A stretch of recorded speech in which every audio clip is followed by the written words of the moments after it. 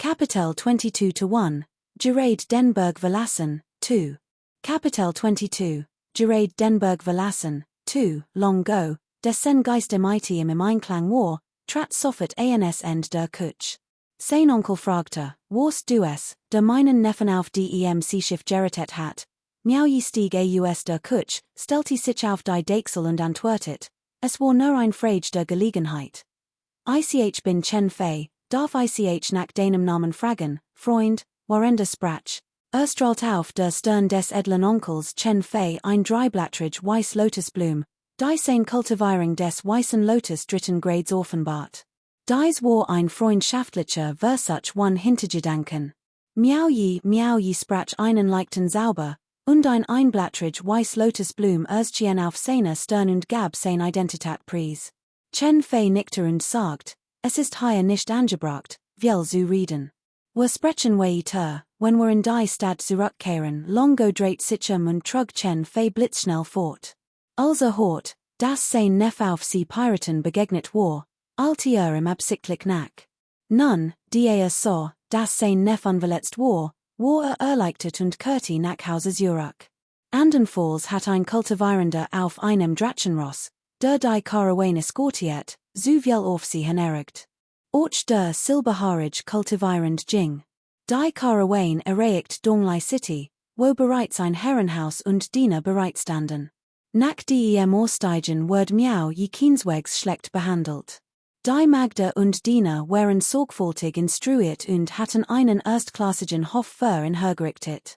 Es gab Duftens Badewasser, und die Magde kommten sich in dem sie in Bad 10 und im die Kleider wechselten. Dies Behandlung war für Miau je etwas ungewohnt, die solchen Luxus noch nie zuvor genossen hat. Als die Nacht heranbrach, wurden Kostlichkeiten serviert, und sein hochveriter Onkel Chen Fei erschien ernüt. Bei der Begegnung faltete die Hand und sagt, Bruder Miau, bitte verzeiht unsit wage Mangel unsere Gastfreundschaft seid so gütig, erwidert Miau je und faltet ebenfalls die Hand. Chen Fei zeigte groß Begeisterung, nahm Miau Yis Hand und setzte sich mighty im den Tisch. One weitery Gast where es für gewöhnlich Menschen unangenehm gewesen, mighty zwei Kultivierenden zu speisen. Chen Fei dankte Miau Yi ernüt dafür, dass seinen Neffen gerettet hat, und erinnert sich daran, wie vor Jahren undankbar gewesen war und sein Zuhause verlassen hat. Nachdem sie weil über Familienangelegenheiten gesprochen und die Formalitäten zwischen ihnen abgelegt hatten, fragte Chen Fei, warender Miau Yi Wein einschenkte. Ich frage mich, Bruder Miau, unter welchem Banner dient Miau Yi blickte überrascht und verstand tatsächlich nicht. Als Chen Fei sein Reaktion sah, war verbluft, verstand dann aber plötzlich, lächelt und erklärt ihm alles im Detail. In der Welt der Kultivierung gibt es 6 hochrangig Kultivierend, die gemeinsam als die 6 Heiligen des Himmels und der Erde bekannt sind. Das unsterbliche Königreich gehört zum Territorium des unsterblichen Heiligen Mufan Junum die gelobdent gegen zunehmen und die Tausenden von Gläubigen in seinem Zuständigkeitsbereich zu verwalten, gibt es 12 hochqualifiziert Munch, die in 12 Militarbeiten unterteilt sind, Rat, Ochse, Tiger, Hase, Drasch, Schlange, Pferd, Siege, Aff, Hahn, Hund und Schwein. Sie bewatchen die verschiedenen Himmelsrichtungen. Die 12 Militarbeiten wurden vom unsterblichen Heiligen Mufan Jun ernannt. Jeder Militarboot regiert sen Palast, jeder Palast sen Tempel, jeder Tempel sen Präfekturen, jede Präfektur sen Berge und jeder Berg sen Holen. Holen sind die kleinsten Einheiten. Normalerweise regiert ein Holenmeister mindestens 100.000 Anhänger. Natürlich wäre es besser gewesen, wenn sie mehr Anhänger gehabt hatten. Die Stadt, in der Miau Yi früher lebte, hat beispielsweise 100.000 Einwohner. Und etwas weiter in den Bergen befand sich ein Holenwohnung, die von einem Unsterblichen bewacht wird. Kultivierend hatten neben ihrer eigenen Kultivierung noch andere Pflichten und konnten nicht die ganze Energie der Verwaltung des Alltags ihrer Anhänger vor Ort widmen. Normalerweise obliegt die Regierungsführung den lokalen Beam 10, und kultivierend misschen sich üblicherweise nicht in lokale Angelegenheiten ein. Tatsächlich halten die hohe gestellten kultivierend niedrigeren Ranges oft davon ab, sich in weltlich Angelegenheiten einzumischen. Man stell sich ein Grupp von Kultivierenden vor, die sich üblicherweise in ihrer Praxis zurückgezogen halten und sich nicht weltlich Ding kommen. Why sollten sie wissen, why man ein lokales Gebiet regiert? Wenn sie sich einmischten, wird dies nur zu noch mehr Chaos führen. Wenn sie den Menschen Lied zufüten, woher sollten die Gläubigen denn die nötige Unterstützung nehmen, ihr Gebiet zu versammeln? Natürlich ist es unmöglich, kultivierend wohlständig von Einmischung abzuhalten, die für die Verwaltung einer Region zuständigen Kultivierenden müssen vertrauenswürdig lokal Beamte der Verwaltung ihres Territoriums beauftragen. Wollte Chen Fei beispielsweise seinen Neffen in Donglai City anzusiedeln, würden die lokalen Beamten als daran setzen, im die sen Wunsch zu erfüllen. Dies Angelegenheiten bewegten sich jedoch im Rahmen der Befugnis der höheren Autoritäten, solange es zu keiner Rebellion kam, würden dies nicht sein wenden. Chen Fei gehört zum Militärkommissar der Chenstraße und Diente unter Han Li Fei, Anführer der Donglai Hall, der Donglai City bewacht. So war das also. Miao Yi Brachen Schweiß aus und erkannte, dass tatsächlich ein ahnungsloser Neuling war, der gerade erst die Berge verlassen hat. Seltsamerweise war der Alt bei Zwar beließen und erklärt Kultivierung und Kampfkunst klar und präzis, aber wusste nichts über die Details der Kultivierungswelt Diocese Reichs. Entschuldigt sich, ich habe mich nicht der Kultivierungswelt befasst, daher kann ich mich damit nicht aus du solltest es nach und nach selbst erleben, dann wirst du es verstehen. Nachdem Chen Fei und Miao Yi ausgetrunken hatten, fragte plötzlich, Bruder Miao, bist du ein abtrünniger Kultivierender? Miao Yi kontert verholen, was ist ein abtrünniger Kultivierender? *******. Chen Fei, der gerade einen Schluck Wein genommen hat, verschluckte sich sofort und hustet. Sein Gesichtsausdruck variiert ungläubigkeit, als Miao Yi anscha, als wollte sagen, du weißt nicht einmal, was ein abtrünniger Kultivierender ist. Schließlich von Miao Yis unverhohlenem Blick besieht, räuspert sich Chen Fei und sagt, ein Kultivierender, der keinem der verschiedenen Militärkommandanten untersteht oder keiner Sekte angehört, ist ein abtrünniger Kultivierender. Miao Yi verstand, nickte und sagt, dann bin ich wohl tatsächlich ein abtrünniger Kultivierender. Chen Fei reichte Miao Yi die Hand zum Trinken und fragte dann, Bruder Miao, planst du, für immer ein abtrünniger Kultivierender zu bleiben? Miao Yi erwidert. Kapitel 22-2, Gerade den Berg verlassen, 3. Kapitel 22, Gerade den Berg verlassen, 3. Chen Fei war ebenfalls gut gelernt. Holt den Jade Schriftzug Hervea, schrieb seiner Magi einen Brief hinein und gab in Miao Yi der Bitte, seinen guten Freund Kao Dingfeng aufzusuchen. Später erkannte Miao Yi, wie unglaublich viel Glück gehabt hat. Chen Feis Empfehlung war es einem abtrünnigen Kultivierenden geringer Kultivierung, der den Berg gerade erst verlassen hat, schwergefallen, sich einem der verschiedenen Militärkommandanten anzuschließen. Es gibt viel abtrünnig Kultivierend auf der Welt, aber nur wenig schaffen es, sich einem der Militärkommandanten anzuschließen. Der Grund dafür ist, dass fast all von den Streitkräften verschiedener Sekten und Fraktionen kontrolliert werden, und natürlich müssen die Sekten und Fraktionen ihre eigenen Leute ausbilden. Chen Feis Hilfsbereitschaft war natürlich ein Dankeschön an Miao Yi für die Rettung seines Neffen. Ein Verwandter, den vor dem Tod bewahrt hat, war Miao Yi zutiefst dankbar. Am nächsten Morgen versucht Chen Fei nicht, in als Gast zu behalten, sondern drangte in zur Eil. Nicht, dass Miao Yi nicht lange bewarten wollte, sondern vielmehr, dass jede Versorgung zu Komplikationen führen konnte. Befürchtet, dass Miao Yis Platz in der Fuguang-Hall von Angehörigen anderer Sekten eingenommen werden konnte. Kleidung, ein Viertel und ein Teil des Reisgeldes waren die Geschenk, die Chen Fei mitgab. Das Viertel war ein gewöhnliches, feins Ross, Chen Fei besaß kein Drachenpferd. Beauftragte jedoch die erfahrenen Schmied der Stadt, die ganz nackt hindurch einen silbernen Spee aus reinem Stahl als Geschenk für Miao Yi anzufertigen. Es war wahrlich unschicklich für einen Gast gewesen, einem Holzstab abzureisen. Voller Tatendrang verließ Miao Yi Donglai City, bestieg sein edles Ross, griff nach dem silbernen Spee und galoppet davon. Die Geschwindigkeit eins gewöhnlichen Pferdes konnte natürlich nicht MIT der eins Drachenrosses mithalten und war sogar langsamer als Miaoyis Flug MIT seiner eigenen Magi. Doch der Alt bei hat im eins geraten, Racen, wenn möglich, one Magierwan zu unternehmen, die es sonst im Notfall müssen werden wird. Langstreckenflug MIT seiner Magi zerten tatsächlich zu seren seinen Kraften, also blieb ihm nichts anders übrig, als zu raten. Miaoyi brocht Mehretage, Fugwang City zu erreichen. Nachdem sein Unstablichkeit genutzt hat, die Stadtwasch aufzusuchen und sich nach dem Standort der Fugwang Hall zu erkundigen, tauschte MIT das Pferd und Ritteilig weiter. Es gab keinen anderen Weg, Miaoyi musste dringend racen, und die Ausdauer seines Pferdes war zu erschöpft, die Reise fortzusetzen. Die Chen Fei im jedoch ein praktisches Pferd geschenkt hat, tauschte die Stadtwasch es nur also gern gegen einander sein. Die Fugwang Hall lag tief in den Bergen, 40 Meilen außerhalb von Fugwang City, verborgen in dichten Nebel und kaum zu storen.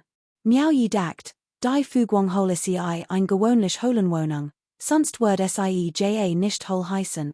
Doch als das Bergtor erreicht, stellte fest, dass dem nicht so war. Pavillons und Gebäude schmiegten sich in den Berghang und verschmolzen MIT den tiefen Bergen und Talen, die in Nebel gehüllt waren, ein wahrhaft himmlisches Bild. Doch es schien, als hat sich hier gerade ein Katastrophe ereignet. Das Gebiet vor dem Bergtor war verwüstet, überall lagen eingestürzte Berge und abgebrochen Baumwurstrut. Selbst das Bergtor war zerstört und MIT Erde bedeckt, und viel einfach Leute hatten sich versammelt, aufzuräumen und die Ordnung wiederherzustellen. Unterhalb des zerbrochenen Tors saß ein alter Mann MIT roter Nase und einem Weinkürbis und der Haft auf einer Steinstatue. Auf dem Rücken trug zwei große Axt. Sein Kleidung war zerfetzt und faltig, und sein ganzer Körper rockstark nach Alkohol. Man sah im Sofferten, dass ein Trunkenbold war. Plötzlich hob die Hand, Miaoyi aufzuhalten. Junger Mann, warum öffnest du nicht die Augen und siehst, was das für ein Ort ist? Kann man hier einfach so hinplatzen? Der alte Mann sprang von der Steinstatue herunter, sein Augen weiteten sich vor drohendem Blick. Ein weiß Lotusblume MIT 3 Blütenblatten blut auf seiner Stirn und du tiet eindeutig darauf hin, dass dem dritten Grad des weißen Lotus angehört. Miaoyi war leicht verraget, als im klar word, dass sein Kultivierungsniveau tatsächlich zu niedrig war. War unmittelbar nach seiner Ankunft vom Schiffsway Kultivierenden des dritten Grades des weißen Lotus begegnet. Sprang von seinem Pferd, hielt seinen Spee fest und verbot sich, bitterem Verzeihung für die Störung. Bitte verzeiht mir. Jemand hat mich beauftragt, Kaudingfong einen Brief zu überbringen. Bitte richtet im die Nachricht aus nach die Sen wurden ein weiß Lotusblume MIT einem Blütenblatt auf seiner Stirn und bewies, dass ein Kultivierender war. Kaudingfong, murmelt der alt Trunkenbold, etwas überrascht, Miaoyi als Kultivierenden zu sehen. Misstrauisch musterte Miaoyis Pferd und fragte sich, warum ein Kultivierender nicht auf einem Drachenross, sondern auf einem gewöhnlichen Pferd reiten sollte. Wartet hier, sagt der alt Trunkenbold und ging, nicht wann unterwegs einen Schluck Wein zu nehmen. Kurz darauf lächelte erneut unterwürfig und folgte gehorsam einem Gutos Händen und kraftigen Mann, der plötzlich auftaucht. Der Neuankömmling trug ein Schwert, das an einen im Wind wiegenden Jadebaum erinnert. Mustert Miaoyi von Kopf bis Fuß und fragte sogend, bin Kaudingfong. Such der mich. Miaoyi zog sogleich seinen Jade Schriftzug hervor und reichte ihm. Kaudingfong nahm den Schriftzug entgegen, lenkte sein spirituell Kraft darauf, betrachtet ihn eingehend und sägte den Verständnis. Lächelte und sagt zu Miaoyi, also bist du es, Bruder Miao. Wenn Bruder Chen mich beauftragt hat, wird mein Bestes geben. Bitte folg mir zum Höhlenmeister. Miaoyi dankte ihm und wollte gerade sein Pferd führen, als Kaudingfong plötzlich fragte, ist das dein Pferd? Als jedoch Miaoyis leichte Verlegenheit bemerkt, drehte sich sofort und sagt ungeruht zu dem alten Trunkenbold, Shahang, pass auf das Pferd auf. Es war unpassend, weltlich Pferde in einer Kultivierungshall frei herumlaufen zu lassen. Der Dämon verbot sich augenblicklich, führte Miaoyis Pferd und sagt unterwürfig, wird mich darum kommen. Miao yi dankte im und folgte Kau Dingfong, seinen silbernen Spee in der Hand, durch das Bergtor. Die beiden Jingen plaudend und lachend miteinander. Offensichtlich verband Kau Dingfong und Chen Fei einseguts Verhaltnis, sonst wären sie nicht so hofflich zu Miao yi gewesen, der nur die erste Stufe der weißen Lotuskultivierung besaß. Fast der blauen Steinstufen vor der Haupthalle angekommen, wo die Fugwang Plakett hing, bat Kau Dingfong Miao yi, draußen zu Worten, dreht sich den und stieg rasch die Dutzenden von Steinstufen in die Halle hinauf. Miao yi wartet geduldig und betrachtet die umliegende Landschaft. Obwohl dieser Ort tief in den Bergen lag, schien mighty seinen Pavillons, terminund der wunderschönen Landschaft viel schöner als Ort, die zuvor besucht hat. Doch diesmal dauert das Warten etwas länger, etwa 1/2 Stunde, bis Kau Dingfong aus der Halle kam. Obwohl der Ander noch immer lächelt wie zuvor, bemerkt Miao yi, dass sein Lächeln gezwungen wirkte. Fragte sich, ob es dem anderen gelungen war, den Holenmeister von Fugwang zu überreden, in aufzunehmen. Seinem Verhalten nach zu urteilen, schien es nicht sehr erfolgreich gewesen zu sein. Bruder Miao, winkte Kau Dingfong von oben herab und bedutet ihm, im zu folgen. Miao yi ging schnell hinüber, und als die beiden neben ihnen der Jingen. Übermittelte Kau Dingfong im MIT Magi ein Nachricht. Bruder Miao, Eagle was der Holenmeister später von dir verlangt, stimm zunächst zu. Kapitel 23, Fugwang Hole. Miao yi dacht insgeheim, dass die Dinge nicht so reibungslos liefen, nickte aber dennoch. Nachdem die beiden die Haupthalle betreten hatten, sahen sie einen hedren Mann in der Mitte sitzen, während ein Mann und eine Frau darunter standen und sich unterhielten. Als jemand herinkam, unterbrachen die drei ihr Gespräch und sahen Miao yi an. Miao yi mustert die drei und start den großen, hedren Mann in der Mitte. Vermutet, dass es sich den Holenmeister der Fugwang Hole handelte.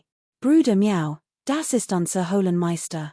Weisen sie im schnellere stellte sich Kau Dingfong lächelnd vor. In diesem Moment verbot sich Miao yi und sagt, Miao yi grüßt den Holenmeister der Fugwang Hole, Yuan Zhengkuan, runzelt leicht die Stirn und sagt, ich habe gehört, Dingfong sagt, dass Kultivierung nur auf dem Niveau des weißen Lotus erster Stufe ist, wird Miao yi Schweif. Solche Angelegenheiten konnten nicht lange geheim bleiben.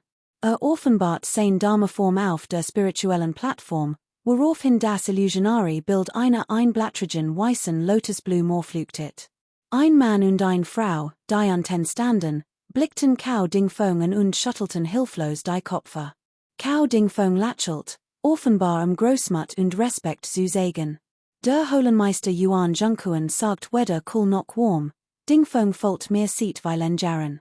Wenn Dingfong jemanden dringend empfiehlt, wird ich nicht viel mehr sagen. Mir fällt derzeit ein Pferdepfleger. Warst du bereit, dies Aufgabe zu übernehmen? Wenn du dich unwohl fühlst, kannst du dir ein Anderstelle suchen.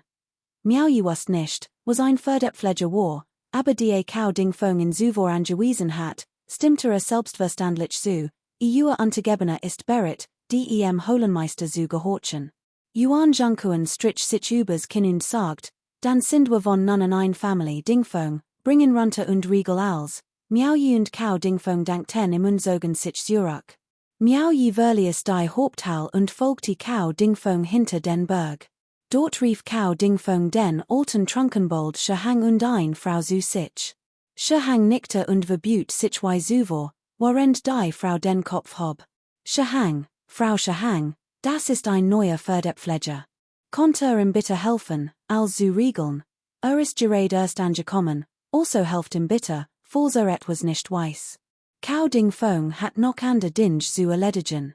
Nachdem einige Anweisungen gegeben hat, wollte gerade gehen, als ihm plötzlich etwas einfiel. Dreht sich und wandte sich dem Paar, Shahang und seine Frau, zu. Sein Gesicht verfinstert sich, als sagt, Bruder Miao ist mein Bruder. Glaubt nicht, dass nur, weil new ist, leichtsinnig sein konnt. Versucht bloß kein Tricks, sonst würdet mich nicht für mein Unhofflichkeit beschuldigen. Hat im Vorfeld deutlich gemacht, dass befürchtet, Miao yi konnte gemobbt werden, und dass in beschützen wird. Natürlich wusste Miao yi, Das dies och chen fei zuschreiben war. Und Kau Ding Fong hatten kein Enges Verhaltnis. Kau Ding Fong handelte im Auftrag eins anderen und sagte lediglich chen fei Respekt. Das würden wir uns nicht trauen, versichert im der Altsche hang mit einem strahlenden Lächeln. Frau Hang Hinge Jen behielte ren gewohnt strengen Gesichtsausdruck bei, als aber die ganz Welt etwas schuldet. Nach dem Sie Kau Ding Fong verabschiedet hatten, führten die beiden Miao zu einem kleinen, abgelegenen Anwesen, das sich in den Berghang und ans Wasser schmiegte. Obwohl es ein kleines, privates Anwesen war es mit Pavillons, Türmen, Blumen und Bäumen ausgestattet, klein, aber exquisit und elegant. Dies wird von nun an ihr Kultivierungsstadt sein. Bitte sehen Sie sicher und entscheiden Sie, ob Sie zufrieden sind. Falls nicht, gibt es dort Antennen. Fast des Berges noch einen leeren Hof, wir können in uns ansehen, stellte Hang, der Trunkenbold, Miao Yi hofflich vor. Miao Yi ging im Hof umher, fand niemanden und fragte überrascht, ist das mein Kultivierungsstadt? Ist Sie nur für mich? Selbstverständlich, jeder Kultivierend in der Fuguang Hole hat seinen eigenen Hof, sagt Hang lächelnd. Miao Yi hat nichts einzuwenden, es war schon immer so gewesen. Hat noch nie in einer so praktischen Residenz gewohnt, und in diesem Moment nickte und sagt, kein Sorg, es ist vollkommen in Ordnung, dieser Ort ist gut. Denn erinnerte sich an das wesentlich, dreht sich und fragte, Senior Hang, darf ich fragen, was ein Verdepflegermarkt? Hangs Frau antwortet spottisch, Verdepflege offenbar mögte dies dem den Namen Hang nicht, und als Miao Yi Sie so nannte, überkam Sie ein leiser Anflug von What? Verdepflege, fragte Miao Yi überrascht. Im War die Antwort sofort klar. Hang und seine Frau hatten in nach Wolong Jiu geführt, einem sogenannten Wolong Jiu, einem Bergtal, dessen drei Seiten steil aufragten und nur einen schmalen, kürbisförmigen Eingang freiließen. Hier befanden sich all Drachenford der Kultivierenden der Fuguang Hole. Miao Yis Aufgabe war es, sich Elf Drachenford im Tal zu kommen, daher der Titel Verdepfleger. Der Grund dafür, dass die Drachenford so zusammengehalten werden mussten, war, dass Besitzer allesamt kultivierend waren und dies den Großteil ihrer Zeit und Energie der Kultivierung widmeten. Niemand hat die Muss, sich täglich sein Reitier zu kommen. Ein solch Niederaufgabe sollte eigentlich nicht von Kultivierenden verrichtet werden, doch Drachenford besaßen außergewöhnlich Kräfte, die Kontrolle gewöhnlicher Sterblicher überstiegen. Wird ein gewöhnlicher Mensch von einem blitzschnellen Drachen getroffen, where mit Sicherheit tot, geschweige denn sagt gerenet. Daher konnten nur kultivierend dies Aufgabe übernehmen. Unter normalen Umständen wird ein solche unliebsame Aufgabe vom niedrigsten Kultivierenden übernommen werden. Und Miao Yi war gerade erst angekommen, und mit dem niedrigsten Kultivierungsniveau, wer sonst sollte es tun? Wer die nicht Kau Dingfengs Respekt güsen, hat der Holenmeister von Fuguang Miao Yi wohl nicht aufgenommen. Das ist das Reittier des Holenmeisters, Bruder Miao, unterschätzt es nicht, Hang du tit auf ein Wilds, lügtend gelbs Drachenford und erinnert Miao Yi sorgfältig an seine Reaction, die vermutet, dass diese kein Interesse an dieser niederen Aufgabe haben wird. Doch für Miao Yi war dies nichts Besonderes, hat sich schon immer sehr für Drachenford interessiert, und nun, die die Gelegenheit hat, mit ihnen zu interagieren, fühlte sich umso glücklicher.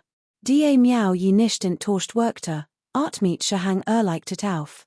Hat nämlich befürchtet, Miao Yi konnte das Interesse verlieren und gerügt bei Kau Dingfeng verbreiten, was die Sen zu einer Abrechnung provosieren wird. Eigentlich müssen wir das Drachenford nicht jeden Tag grasen lassen, all 5 Tage reicht völlig. Schließlich hat unsere Kultivierung immer noch Priorität, lächelt Hang beruhigend. Miao Yi nickte. Nach einer Weile des Gesprächs über das Drachenford für Miao Yi, dass die Angelegenheit mit dem Reiten zuvor von Hangs Frau geregelt worden war und nun als Übergabe galt. Nach der Übergabe ging Kapitel 24, Zen Range. Kapitel 24, Zen Range. Normalerweise besteht ein Gruppe der Holenstuf aus 11 Personen, hauptsächlich weil so viel nicht ausreichen, sie zu versorgen.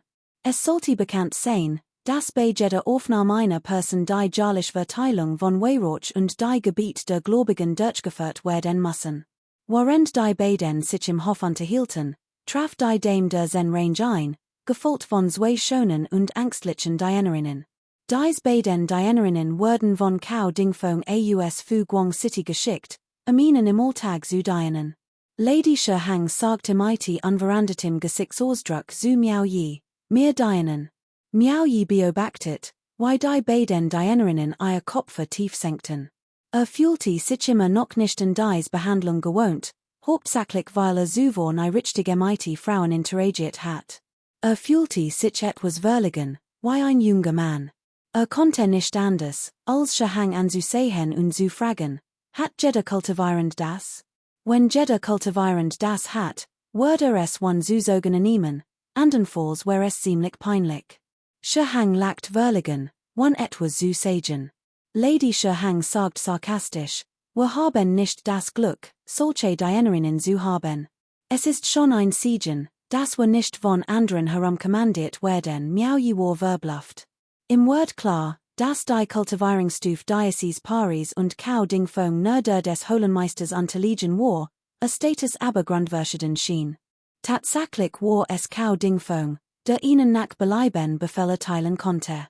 Shi Hang beruht sein Nase. Seinen Stolz zu Warren, sagt jeder Mensch in der Whole hat zwei Dienerinnen. Wir sind Mann und Frau. Wenn ich mehrere Dienerinnen an meiner Seat hat und einstags der Versuchung nicht widerstehen konnte, ihnen zu schlafen, wird das nicht zu Zwietracht zwischen uns führen? Deshalb gib ich anderen. Miao Yi lacht leser und dacht bei sich, hat also Angst vor seiner Frau. Wollte gerade die beiden Dienerinnen mitnehmen, als in Frau Shi Hang unerwartet wütend anstatt und sagt, du nutzloser alter Mann, hör auf, dich so aufzuspielen. Du wirst ganz offensichtlich verachtet. Du holst Dienerinnen für uns und behauptest, du würdest sie anderen geben. Wenn du so fähig bist, dann schnapp dir doch einfach die Dienerinnen anderer Leute und bring sie her. Selbst wenn du zen von ihnen beversagst, würd ich so tun, als sei ich nichts. Shi Hang lacht schwach und schwieg. Miao Yi war verbluft über dies Insider-Informationen. Zwei kultivierend der dritten Stufe des Weißen Lotus hatten kein Dienerinnen, und nur auf der ersten Stufe, hat zwei? Das schien. Hastig griff ein, Bruder Cao behandelt mich gut. Gebt ihm dies beiden Dienerinnen. Shi Hang und seine Frau waren beide überrascht. Shi Hangs Frau blitzte den Augen, als sagt, die der anvertraut werden, beholt Jemand, der dir bei den Hausarbeiten hilft, kann dir viel Ärger sparen. Miao Yi schüttelte den Kopf, stand auf und sagt zu den beiden Dienstmädchen, folgt mir. Die beiden folgten ihm nervös. Shi Hang, der dies sah, geriet sofort in Aufregung und rief, Bruder Miao, du lässt uns nicht gehen. Shi Hangs Frau funkelte ihn an. Shi Hang verstummt beschämt. Für Frau Shi Hang war es ein Zeichen von Respektlosigkeit und Missachtung, das andere die Dienstmädchen behielten. Dies Beleidigung konnte nicht hinnehmen. Doch auch der Gedanke, die beiden hübschen Dienstmädchen und der Seat ihres Mannes zurückzulassen, bereitete Unbehagen. Nachdem Miao Yi die beiden Magda fortgeführt hat, murmelt Frau Shi Hang, wollte uns nicht zwei Magden belastigen, also hat sie weggeschickt.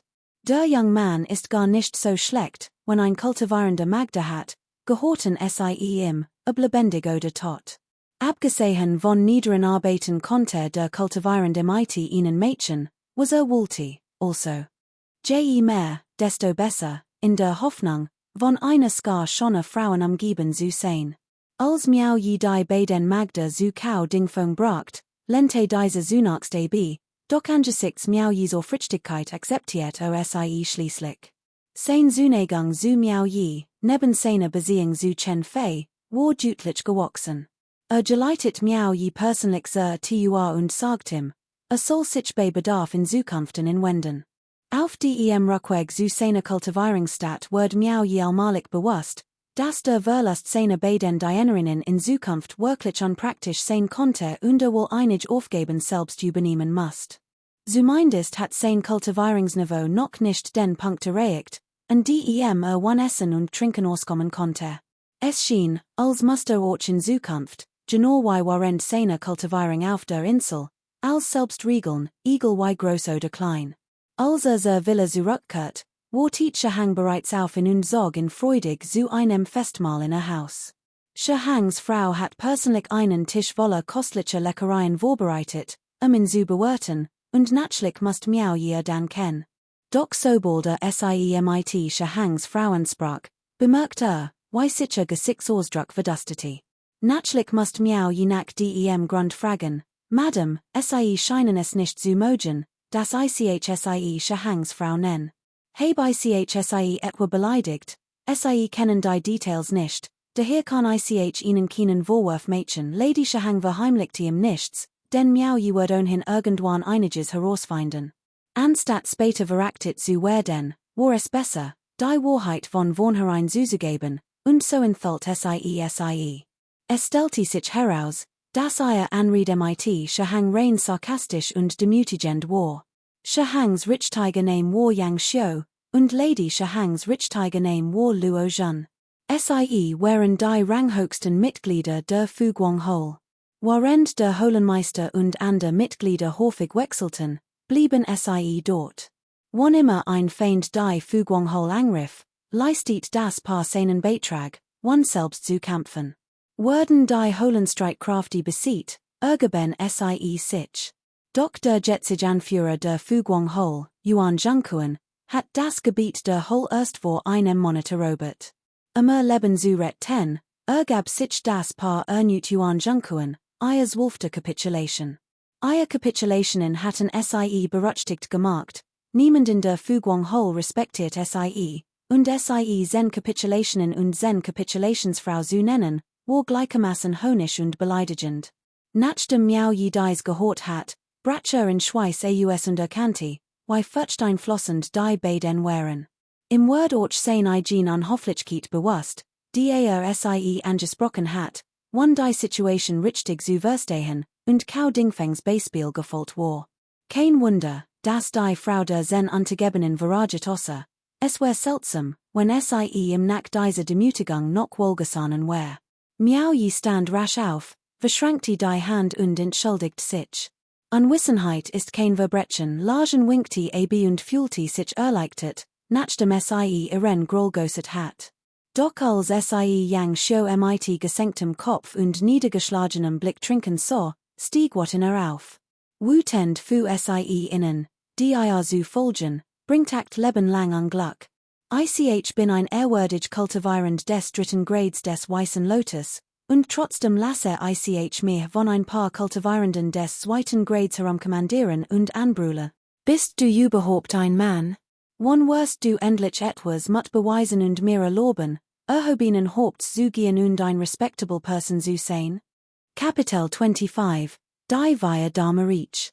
Nachdem Lagen ihr Beleidigungen beendet hat, wischte sich die roten Augen und winkte am Abschied. Miao Yi war sprachlos, konnte Lagens unterdrückten Zorn verstehen. Wer in ihrer Stelle gewesen, standig als Rang bezeichnet und mit Sticheleien auf sein Schmerzen konfrontiert zu werden, hat es auch nicht ertragen können. Yang Xiu hat jedoch ganz offensichtlich sein eigenen Gedanken. Bruder Miao, diskutier nicht mit so einer externigen Frau. Yang Xiu, leicht angetrunken, packte Miao Yis Handgelenk und sagt fröhlich, was ist schon Ansehen? Ansehen ist nichts. Why kann Ansehen wichtiger sein als das eigen Leben? Kann nicht einmal sen Capitulationen ertragen. Sieht denn nicht, wie viel Menschen im Lauf der Jahr in der Fuguang-Hole die Hand gewechselt und wie viel gestorben sind? Nur beid leben noch. Überleben zu können ist besser als alles andere. Das ist wa Kunst, die sechs Wesen des Himmels und der Erde wollen, das wir Kultivierenden ans gegenseitig umbringen, aber ich wird nicht auf ihr Falle herinfallen, rief Miao Yi. Orcher verstand Yang Xiu's Wort, doch der letzte Satz verbluft in. Zweifelnd fragte die sechs Wesen des Himmels und der Erde wollen, das wir uns gegenseitig umbringen? Was soll das heißen? Yang Xiu tat, als verstande nichts, winkte und sagt, die Markt der gelobt fühlende Wesen ist begrenzt, doch die Zahl der Kultivierenden wächst stetig. Jeder will die Markt der gelobt erlingen, sein Kultivierung zu fordern. Überlegt nur, welch Folgen das haben wird, wenn das Uig so weitergeht. Es ist unvermeidlich, dass immer mehr kultivierend verzweifelt und leichtsinnig werden. Sobald das Chaos ausbricht, werden die fühlenden Wesen, die I gelobt eingesetzt haben, als erste Leiden, dann wird es sicherlich so viel Aufruhr geben, dass selbst die sechs Wesen des Himmels und der Erde nicht mehr friedlich den Duft und die Macht ihrer gelobt genießen können. Egal wie mächtig sie sind, sie können nicht all kultivierenden der Welt töten. Die Schalb legten die sechs die Spielregeln fest und druckten einord zu, ignorierten selbst die Genigen, die es hatten verhindern können, und ließen die verschiedenen Militärkommandanten unter ihrem Kommando am Territorium kämpfen, so dass sich die Kultivierenden der Welt ständig gegenseitig umbrachten und so ihr Saal dezimierten. Denn wer auch immer ein Gebiet erobert, dürfte nicht die gefordert Mensch und Willenskraft der sechs Heiligen nicht entrichten. Selbst wenn mehr kultivierend starben, kommet sie das nicht. Es konnte sogar die Genigen, die ihre Position bedrohten, dazu bringen, sich gegenseitig umzubringen. Brüder, gerade weil ich die Dinge klar sehe als die anderen, bin ich nicht so torigt wie sie. Was spricht dagegen, sich zu ergeben? Es ist besser, als sein Leben zu verlieren, dacht Miao Yi still nach. Wenn die Lage wirklich so war, glaubte Yang Xiu. Blickte Yang Xiu und sah einen weisen Mann, in dessen Augen ein Horch von Respekt lag. Im Wort klar, dass dieser Trunkenbold in Wahrheit ein Mann von großer Weisheit war, der sich als Dummkopf tarnte. Miao Yi fragte demütig, gibt es denn niemanden, der die Absichten der sechs Heiligen durchschauen und sie davon abhalten kann? Sie davon abhalten? Fragte Yang Xiu, schenkte sich Wein ein und fuhr fort. In der gesamten Kultivierungswelt ist nur ihre Kultivierung die höchste, das Reich des goldenen Lotus. Wie will wagen es, sie herauszufordern? Reich des goldenen Lotus, sagt Miao Yi zweifelnd. Die Kultivierung der sechs Heiligen hat nur das Reich des goldenen Lotus erreicht. Yang Xiu rülpste und erwidert, weißer Lotus, grüner Lotus, roter Lotus, purpurner Lotus, goldener Lotus, die sechs haben bereits das Reich des goldenen Lotus erreicht. In diesem Leben haben wir nicht einmal die Chance, den purpurnen Lotus zu erreichen. Beschwörst du dich immer noch darüber, dass neidrig ist? Klopfte Miao Yi auf die Schulter. Brüder, Kultivierung und Leben sind eins. Du musst dich selbst kennen und darfst nicht auf das Grajenseits des Sohns schauen. Solche Wort solltest du nur in meiner Gegenwart sprechen. Sag es nicht draußen, sonst wirst du ausgelacht. Miao Yi war weder arrogant noch schamlos, aber fand, es passt nicht zu dem, was der Alt bei ihm gesagt hat. Misstrauisch fragte gibt es nicht ein Reich über dem goldenen Lotus, den höchsten Lotus? Sagt dem tuemite seinen Truben, leicht angetrunken in Orgen. In der Kultivierungswelt hat noch nie jemand davon gehört, dass das Reich erreicht hat. Das sogenannte Reich existiert nur in Legenden, die angeblich aus dem Inneren des 10.000 Fuß roten Storbs überliefert wurden. Wo Jaren fand jemand relikt im 10.000 Fuß roten Storb, auf denen das Reich verzeichnet war, aber niemand hat es je gesehen. Miao Yi murmelt leise vor sich hin und hielt seinen Weinbecher fest, denn der Alt bei hat gesagt, es ist nicht so. Ob weißer Lotus, grüner Lotus oder goldener Lotus, Jeedstuf hat nun Grade, ein Blumemeite nun Blütenblatten entspricht dem neunten Grad.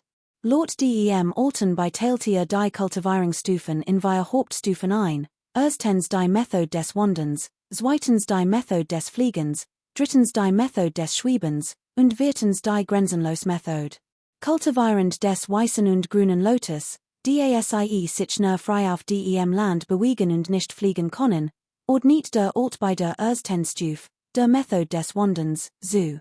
Kultivierend des roten Lotus und sie lian besitzt die Fähigkeit, Objekt zu kontrollieren und durch die Luft zu fliegen, anlich der Seen, die in der alten Stadtgemeinde dem unsterblichen Hong Chen durch die Luft hat fliegen sehen. Daher ordnet der Alt bei dies der zweiten Methode des Fliegens zu. Kultivierend der Stufen goldener Lotus und höchster Lotus können ihren Heimatplaneten transzendieren und durch das Universum fliegen. Daher klassifiziert Old bei dies als Drittmethode des Himmelsflugs. Besonders hervorzuheben ist das Reich des höchsten Lotus, Geedstuf kan nun Blutenblätter in verschiedenen Farben hervorbringen, sodass die höchste Stufe, die Nunti, insgesamt 99 Blutenblätter in leuchtenden Farben besitzt. Die Wirtstufe, die grenzenlos macht, ist lotold bei das höchste Reich. Sagt, dass das Erreichen dieser Kultivierungsstufe das Erreichen dessen bedeutet, was das Reich der grenzenlosen magischen Kraft nennt, und dass die Stern ein einzigartiges, einem selbst gehörendes Bild heraufbeschworen kann. Dieses Reich ist das höchste Reich der Illusion, in dem sich der Geist von Leer, zu Wirklichkeit wandelt, nunmal nun zu eins zurückkehren und so einen einzigartigen Pfad bilden, der einem selbst gehörendes Muster erzeugt, wie beispielsweise bei jemandem, dessen Geist einen roten Punkt wie Zinneber aufweist. Kapitel 26, Schwarzkohle. Kapitel 26, Schwarzkohle, kein Problem, kein Problem. Miao je winkte wiederholt ab. Hat Diocese Drachenford schon lange begehrt, wie konnte sich die beschweren? Nachdem Wallong gu erreicht hat, verstand Miao je endlich, warum es bei der angeblichen Beschwerde ging. Luogen zeigte auf ein Drachenford, das von Kopf bis Fuß schwarz war und den Namen Schwarzkohle trug, den sie ihm gegeben hat. Die Schwarzfarbe war nicht das Problem, der springend Punkt war, dass Diocese Drachenford fett wie ein Schwein war. Die anderen Drachenford waren wie gewöhnlich Förder, als schliefen im Stehen, aber Schwarzkohle war die Ausnahme, sie langsam schlafen. Ein weiterer unerklärlich Sache war, dass Schwarzkohle unglaublich voll war. Die anderen Drachenford rannten wie der Blitz, aber Schwarzkohle war ständig voll, lief langsam und gemachtlich, seine Geschwindigkeit unterschied sich nicht von der einst gewöhnlichen Fördis, selbst es zu schlagen, war sinnlos. Schwarzes Holzkolepferd gehört zu einer Gruppe Drachenford, die vor den Jahren von einem Holenmeister der Fugwanghol mitgebracht worden waren. Seine Gefahrten wurden allesamt von manchen mitgenommen, doch Diocese Ford war wahrlich furchterregend, es zu reiten war schlimmer als auf einem gewöhnlichen Ford. Konnte man es überhaupt ein Drachenford nennen? Kein Mensch beachtet es, hielten Abstand, aus Angst, es aufnehmen zu müssen. Voll Menschen haben Glück, und voll Drachenford haben Glück ebenfalls. Sein Gefahrten wechselten ansalig mail den Besitzer, und will starben durch die Hand ihrer Herren. Ne Diocese ein, weil es unterschätzten, entkam einem Schicksal nach dem anderen und überlebte bis hüt. Man konnte sagen, gleich und gleich gesellt sich gern. Wie legt, weil Schwarzes Holzkolepferd und Yang Show ähnlich Charaktereigenschaften haben, ist es überraschend, dass Luogen sich bis jetzt Schwarzes Holzkolepferd gekommen hat. Andernfalls wär es, seis aus Gründen der Nahrungsersparnis oder Marge zu vermeiden, längst ausgesetzt worden. Die Beziehung zwischen Tan und Luogen war daher ceng. Als Luogen das Wolongtal betrat, hört Tan laut auf, kroch vom Boden auf und schmiegte seinen runden Körper an Luogen, seinen Kopf an ihm zu reiben. Diese Haie, dacht Miao je, warende die anderen Drachenford betrachtet, deren Kampfgeist und Wildheit deutlich spürbar waren, und dann Tans praktischen Körper betrachtet. Man hat ihn leicht für ein riesiges Wildschwein halten können. Must lächeln und sagt, ist wirklich außergewöhnlich, was nicht, was sagen sollte. Diocese Drachenford hat sein bisherige Vorstellung von Drachenförden völlig auf den Kopf gestellt. Es war tatsächlich sehr fett. Aber wenn es nicht so besonders wär es wohl nicht in der Reihe gewesen. Lagen war sich unsicher und fragte daher vorsichtig, niemand will es ist überflüssig.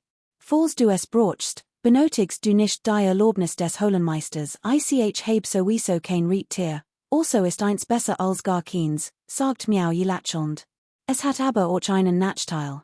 Lagen schien Tan gegenüber verlegen und irritiert, du weißt doch sicher, dass Drachenford Allesfresser sind, Miao je nickte und sagt, das weiß ich.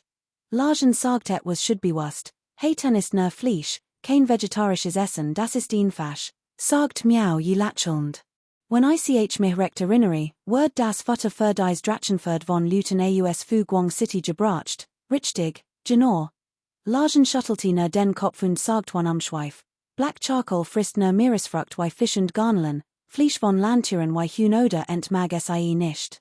Je frischer der Fisch und die Garnelen, desto besser miau je start black charcoal fassungslosen. Du bist so fett und es trotzdem das Recht, dein Futter selbst zu bestimmen? Wenn es dir nicht schmeckt, zwing dich nicht dazu. Du kennst kau ding von Gut, und word dir bestimmt ein Gutsferd besorgen, wenn die Gelegenheit dazu hat. Ich heb mich aber so viel Jahr am Sie gekümmert und Hanj serener. Jetzt, wo du Sie übernommen ist, hoff ich, dass du dich ein bisschen besser am Sie kommst. Kein Problem, überlass es mir. Darf ich es mal ausprobieren? Miau je du tit auf Black Charcoal und wollte unbedingt einmal raten. Natürlich, kein Problem. Wenn nicht raten wollte, hat Lagen es ihm nicht gegeben. Schwarz Kohli. La tran tachelte es. Normalerweise kennen Drachenford nur einen lebenden Meister und nicht zwei, es ist denn, der Meister ist tot. Die Art von Geistertier leben und Tod seines Meisters spüren kann, lasst es sich normalerweise von niemand anderem kontrollieren. Schwarz Kohli war jedoch sehr gehorsam und schien nur leicht widerwillig zu sein. Die Luogen aber gesprochen hat, blieb ihm nichts anders übrig, als sich etwas zu senken, Miau je das Aufsteigen zu erleichtern. Miau je sagt kein Wort und sprang auf das Pferd. Kapitel 27, die Markt der Wunschperl. Luogen stürmte sofort vor und zwickte man, egal wie nutzloser ist immer noch nützlicher als du alter Torgenix, so ging das Leben weiter. Miau je lebte ein friedliches Leben in der Fügwang-Hole, wo Drachenford zuchtet und kultiviert. Die Kau ding Fongen Biscuits, ließen niemand in Ruhe.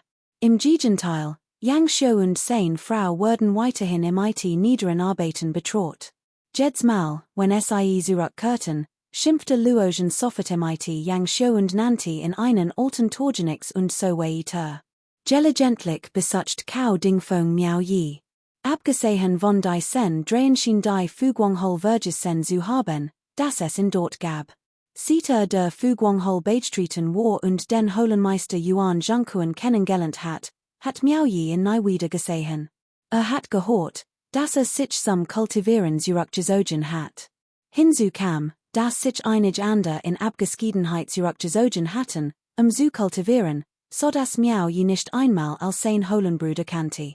Die anderen begegneten ihm nur, wenn sie ihren Drachenförden nach draußen wollten, verwicktige Angelegenheiten innerhalb der Hole riefen sie in nicht.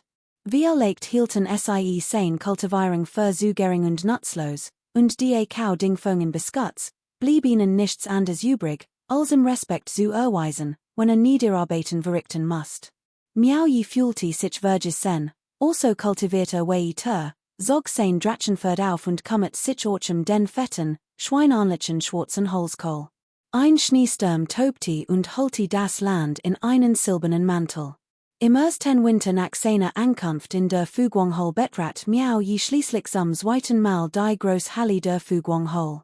Diesmal waren relativ viel Leute anwesend, und lernte endlich alle Mitglieder der Fügwang-Hole kennen. Der Grund für die Anwesenheit aller war, dass Hut in Fügwang City die Wunschkraft gesammelt und abgegeben wurde und jeder seinen Anteil Gehalt erhalten wollte. Selbst die Zurückgezogenen hatten ihre Abgeschiedenheit verlassen. Der Grund für die Bereitschaft aller, sich der Verwaltung zu fügen, lag genau in diesem jährlichen Ereignis. Holenmeister Yuan Zhengkuen verkündet die diesjährigen Einnahmen von Fügwang City.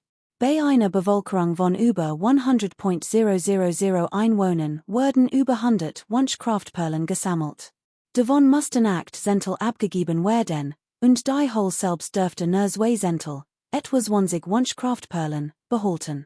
Miao Yi hat Yang Shou bereits sagen hören, dass jedes Jahr, nachdem die Hole selbst 2 Zentel der gesammelten Wunschperlen behalten hat, 8 Zentel aufgeteilt werden, je 1 Zentel an den Burgfürsten, Präfektenfürsten, Palastfürsten, Palastmeister und Militärgesandten. Die verbleibenden 3 Zentel mussten vollständig dem unsterblichen Heiligen Mu Fan Jun übergeben werden. Auch die übrigen Gebiet der 5 Heiligen wurden unter ihr Kontrolle gebracht. Where es also wagte, dies Riegel zu brechen und als an sich zu reißen, begab sich in ein todlich Falle, ein grausam noch dazu, die 100 anderen als Warnung dienen sollte. Kurz gesagt, angesichts dessen, where Sen Gebiete Robert, war die Abgabe der Wunschperlen unerlasslich. Die Holbewort in zwei Stadten etwas 20 Wunschperlen auf. Die drei Kultivierenden des dritten Grades des Weißen Lotus, Cao Dingfeng und Yuan Jenkins Trui Gefolgslut, erhielten Jules zwei Perlen, während die anderen 7, darunter Miao Yi, Jules nur ein erhielten. Die übrigen Kultivierenden des zweiten Grades des Weißen Lotus wurden nicht erwähnt, und auch Miao Yi Jing Lehr aus Yang Xiu und Luozhen waren etwas verraget. Schließlich gehorten auch SIE dritten Grad des Weißen Lotusen, doch niemand kommt sicher miren Groll, SIE Konten nur die Zahn zusammenbeißen und es ertragen. Die übrigen Zen Perlen gehorten al Yuan.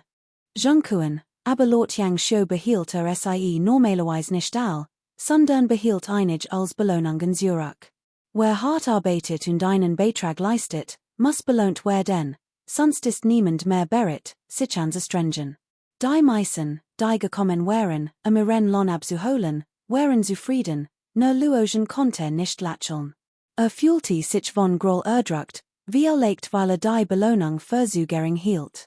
Zurück in seine Kultivierungsstadt setzte sich Miao Yi im Schneidersitz hin und betrachtet die transparente, Reiskorngroß Wunschperl in seiner Hand, die ein helles, weißes Licht ausstrahlt. Es war das erste Mal, dass ein solche sah.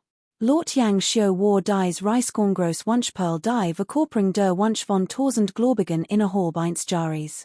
Ein Wunschperl, die Wunsch von 10.000 Menschen in einem Jahr während, hat die groß Einapel, während ein Wunschperl, die Wunsch von 100.000 Menschen in einem Jahr während, die groß eins Reihenrassigen Vogeleis hat, eine Vogelart, die einem Kuchen anelt, im IT kleinem Kopf und kurzem Schwanz, die flink und verspielt ist und oft für Kämpfe gesuchtet wird. Normalerweise war die groß gesammelte Wunschperl nur so groß wie ein reihenrassiges Vogelei, also nicht besonders groß.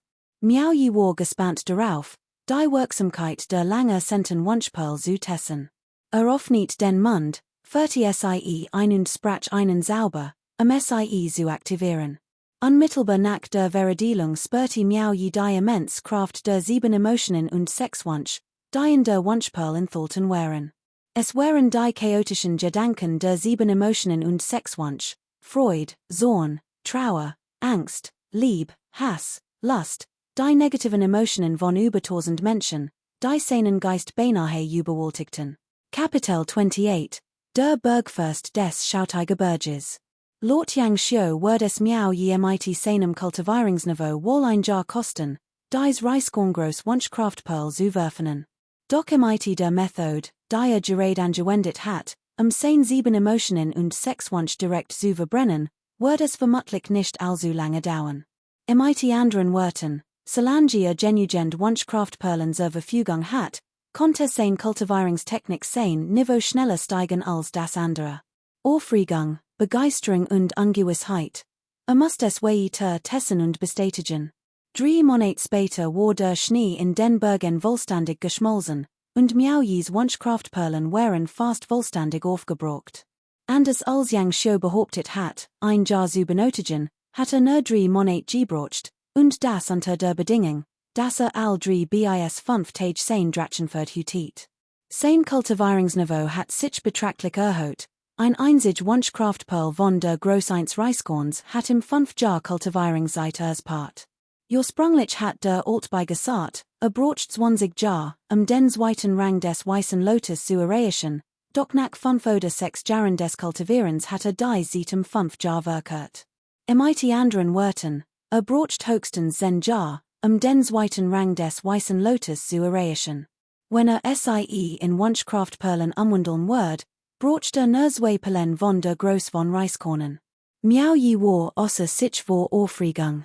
Hatte 2 weitere solcher Wunschkraftperlen, konnte den zweiten Rang des Weißen Lotus in nur 6 Monaten erreichen. Doch nach seiner Begeisterung wurde ihm klar, dass sich zu viel Gedanken gemacht hat. Konnte nur ein Wunschkraftperl pro Jahr erhalten, also braucht 2 Jahr, die gewünschten 2 zu bekommen. Die sieht, die zum Kultivieren und Verinnerlichen der Wundertechnik benötigen wird, unterscheidet sich somit nicht von Yang Xiu's Osage, die 2 Jahr Verfernährung erfordert. Während Miao Yi sich den Kopf zerbrach, wie weitere Wunschperlen gelangen konnte, Written zwei an der Kultivierend des dritten Ranges des Weißen Lotus aus der Hol des Schwebenden Lichts, ließen und Sun Chiao Chiao, in halsbrecherischem Tempo auf ihren Drachenpferden direkt auf das Bergtor zu. Sie hielten unterhalb der großen Halle des Schwebenden Lichtsen, sprangen gleichzeitig von ihren Pferden und stürmten in die Halle. Ausdem Weg winkte Sun Chiao Chiao den beiden Dienerinnen zu, die ihnen entgegen kamen. Die beiden schienen es eilig zu haben und sehten nicht einmal der Dienerin des Holenmeisters Yuan Zhengquan Respekt, unter normalen Umständen wär dies ungewöhnlich gewesen. Yuan Zhengquan, der tief in der hinteren Halle meditiert, erschrak und sprang auf. Als die beiden so stürmen sah, ahnte dass etwas nicht stimmte. Die Fuguang Hole ist derzeit ein der Zen Holen, die unter der Kontrolle des Bergmeisters des Zhenhai Berges, du Chongqing, stehen. Vor einigen Tagen hat der Berg Zhenhai den Holenmeistern die Nachricht übermittelt, dass der Bergmeister des Berges Shaotai, Yangqing, den 5. Rang des Grünen Lotus erreicht hat und möglicherweise Ambitionen hegte, Präfekt zu werden. All Holenmeister werden zur Wachsamkeit aufgerufen. Daraufhin hat Yuan Zhengquan sein beiden Vertrauten, Lieschen und Sun Chiao Chiao, im IT der Untersuchung der Nachricht beauftragt. Als die beiden nun so eilig und respektlos herbeilen sah, ahnte dass etwas Unerwartetes geschehen war. Sein Herz sank, und fragte schnell, was ist los? Hat Yangqing Befehl befolgt? Nein? Ob es nun der Bergmeister des Berges Zhenhai, du Chongqing, oder der Bergmeister des Berges Shaotai, Yangqing, war, beide unterstanden dem Präfekten des Bezirks Nanxian, Lu Yu. Yangqings Kultivierung hat gerade den 5. Rang des Grünen Lotus erreicht, und Präfekt Lu Yu fühlte sich bedroht. Daher erließ ein Edikt, Yangqing auf sein Seat zu ziehen und in für ein Mission einzusetzen. Sein einziges Ziel war es, Yangqing seine Macht zu berauben und in von seinen Truppen zu trennen. Die Bergfürsten des Bezirks Nanxian warteten gespannt darauf, ob Yangqing dem Befehl gehorchen wird. Sollte es tun, wär dies der Beweis, dass keine Ambitionen hegte, und konnten aufatmen. Lieschen vollzieht die Hand und rief laut, Meister, das Edikt des Präfekten ist soeben im Shaotai-Berg eingetroffen. Yangqing war außer sich vor Wort und behauptet, Präfekt Lu Yu sei zu arrogant. Konnte dies nicht dulden und totit den Boten, der das Edikt überbracht, wo alle Augen daraufhin wurden sofort die Truppen der Zen Hauptzweig der Sekte versammelt und griffen unser Gebiet im Zhenhai-Bergen. Die Wanling und die Xinyang Hole sind bereits erobert, und Yangqings Truppen rücken rasch auf unser Fuguang Hole vor. Yuan Zhengquan atmet tief durch, erschrocken, und sagt, ist Yangqing wahnsinnig? Hat nur Truppen von einem einzigen Berg und wagt es, sich den Truppen des Präfekten von nun Bergen entgegenzustellen. Sun Chiao Chiao vollzieht die Hand und sagt, Yangqing wird von der Lanyu-Sekte unterstützt. Die Lanyu-Sekte hat ein Gruppe von Jungen entsandt, Yangqing auf seinem Feldzug zu begleiten. Das ist kein Zufall, es ist klar, dass Yangqing schon lange im IT der Lanyu-Sekte paktiert und dies sieht Langem plant, Lieschen fleht. Holenher, die Fuguang Hole ist nicht lange zu verteidigen, lasst uns zurückziehen, verdammt, Yuan Zhengquan rief plötzlich wütend. Kapitel 29, Lieschens Plan. Lieschen und Sun Chiao Chiao sahen sich schweigenden. Yangqings Rebellion wird den Präfekten im IT Sicherheit ersinnen. Sollte eine Szene untergebenen das Schlachtfeld verlassen, wird der Präfekt in Guis nicht ungeschoren davonkommen lassen. Plötzlich zögert Sun Chiao Chiao einen Moment, wohl den roten Lippen aufnieten sich leicht, und flüstert. Ergebtük, Yuan Zhengquan und Lieschen sahen sich schockierten, no eng vertraut werden es wagen, solche Wörter sprechen. Doch Yuan Zhengquan schüttelte schnell den Kopf und lehnte die Kapitulation ab. Die Blau-Jade-Sekte ist bereit, Yangqing zu unterstützen, also muss Yangqing ihnen Vorteil versprochen haben. Sobald die gesamte Präfektur Nanxian erobert ist, muss Yangqing nicht nur Posen für sein verdienten Beamten bereitstellen, sondern auch die Jünger der blauen Jade-Sekte besänftigen. Unter den wenigen verbliebenen Befeinden sich viel Widersacher, selbst wenn wir uns ergeben, gewinnen wir nichts, wir stehen nur den Ben und werden durch unsere Kapitulation noch in Verif geraten. Warum sollten wir uns so quälen? Lieschen und Sun Chiao Chiao schwiegen, denn sie wussten, das Yuan Junkuen recht hat. Yang Xiu und Luozhen wären ein Paradiebespiel dafür, sie hatten in der Fuguanghole keinerlei Ansehen. Obwohl sie die Kultivierung eins weißen Lotus dritten Grades besaßen, wären sie in der Fuguanghole weniger wat als ein Förderpfleger. Ich habe einen Plan, der dem Holenmeister sehr flutscht verhelfen konnte, aber der Holenmeister legt wat auf Loyalität und Rechtschaffenheit, daher fürchte ich, word nicht darauf eingehen, süfstlichen heuchlerisch. Wie spät ist es? Wir müssen nicht den heißen Brei herumreden, winkte Yuan Junkuen ab. Sag es einfach, als Gott lieschen Jing sofort auf in Zu, bugt sich vor und flüstert ihm etwas ein so, *ring ring ring, *die Alarmglock der Fuguanghole lautet laut. Die Kultivierenden im Herrenhaus horten es und stürmten hinaus. Sie schwangen sich auf ihr Drachenross im Wolongtal und versammelten sich rasch vor der Fuguang Großhall. Miao Yi hat noch immer kein Reittier, sein Kultivierungsniveau war zu niedrig, und der Holenmeister hat Verges sen, im in seinem schweren Leben zu helfen. So konnte nur auf dem pummeligen schwarzen Holzkohl reiten. Wusste nicht, was vor sich ging, so aber, weil waffen ergriffen. Yang Xiu ritt auf seinem Drachenross und hielt zwei Axt, und selbst Luozhen trug ein Langschwert und wirkte imposant. Was ist passiert? Fragte Miao Yi, der schwarzen Holzkohl kontrolliert, und eilte Yang Xiu hinterher, sich leise telepathisch zu erkundigen. Es sind kein guten Nachrichten. Die Alarmglocken läuten laut, ein Kampf steht unmittelbar bevor. Yang Xiu erinnert in leise, Bruder, erinnerst du dich, was ich dir gesagt habe? Hat der legendäre Kampf der Kultivierenden begonnen? Miao Yi, etwas angespannt, nickte. Verstand Yang Xiu's Anjutung, wenn nicht gewinnen konnte, sollte sich ergeben, es gab keinen Grund, sein Leben zu riskieren. All in der Fuguanghole hatten sich unterhalb der Haupthalle versammelt. Miao Yis fettes Schwein, auf dem ritt, war äußerst auffällig und bracht viel zum Schmunzeln und Lachen. Als Cao Dingfeng dies bemerkt, süfste innerlich und beschloss, für Miao Yi bei nächster Gelegenheit ein Word of Valeries Drachenford zu besorgen. Holenmeister Yuan Junkuen ritt auf seinem Drachenross vorwärts, sprang die Stufen hinauf, schwang seinen Langen Spie hoch und brüllt majestatisch. Bergfürst Yang Qing vom Schauteiberg, ein Wolf im Schafspelz, strebt nach dem Amt des Präfekten von Nanxian.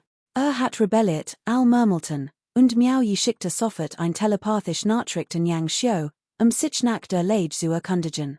Diesmal ist es ein groß Sasch. Yang Qing ist neben Präfekt Lu Yu der mächtigste Kultivierend in Nanxian. Wenn es wagt, Lu Yu den Krieg zu erklären, muss einiges an Selbstvertrauen haben, fast Yang Xiu die Tragweite der Situation zusammen. In dieser Angelegenheit war Miao Yi im Zug. Yuan Junkuen blickte sich und fuhrt die anwesenden Lautstarken. Der Gutsherr ist außer sich vor wat und hat Truppen aus den Nürnbergen von Nanxian zusammengezogen. Yang Qing wird diesem Unheil kommend kommen können, wird bald gefangen genommen und in 1000 Stück zerstückelt werden. Hut 30 Weiwei, der Holenmeister der Baihuahol, unter Yang Qings Befehl Truppen in 2 Kolonnen und griff an sehr Fuguanghole von beiden Seiten. Ich habe bereits im Vorfeld Informationen gesammelt. Ich will dem Verabschiedungswürdigen Qin Weiwei den Kopf abschlagen, wer in der Fuguanghole wagt es, sich mehr im offenen Kampf entgegenzustellen, als sahen sich verwirrten und verstanden immer noch nicht, was vor sich ging. Li Xin und Sun Xiao bestiegen nacheinander ihr Drachenford und traten aus den Rehen Herwehr, wobei sie gleichzeitig laut riefen, Your Untergebenen sind bereit, dem Holenmeister zu folgen. Sich dem Feind im offenen Kampf entgegenzustellen und Qin Weiwei den Kopf abzuschlagen, Cao Dingfeng war verbluft, lenkte aber rasch seinen Drachen aus den Rehen und verbot sich. Your Untergebenen sind bereit zu gehen. Als Vertraut Gefolgslut Yuan Jenkins hatten Li Xin und Sun Xiao.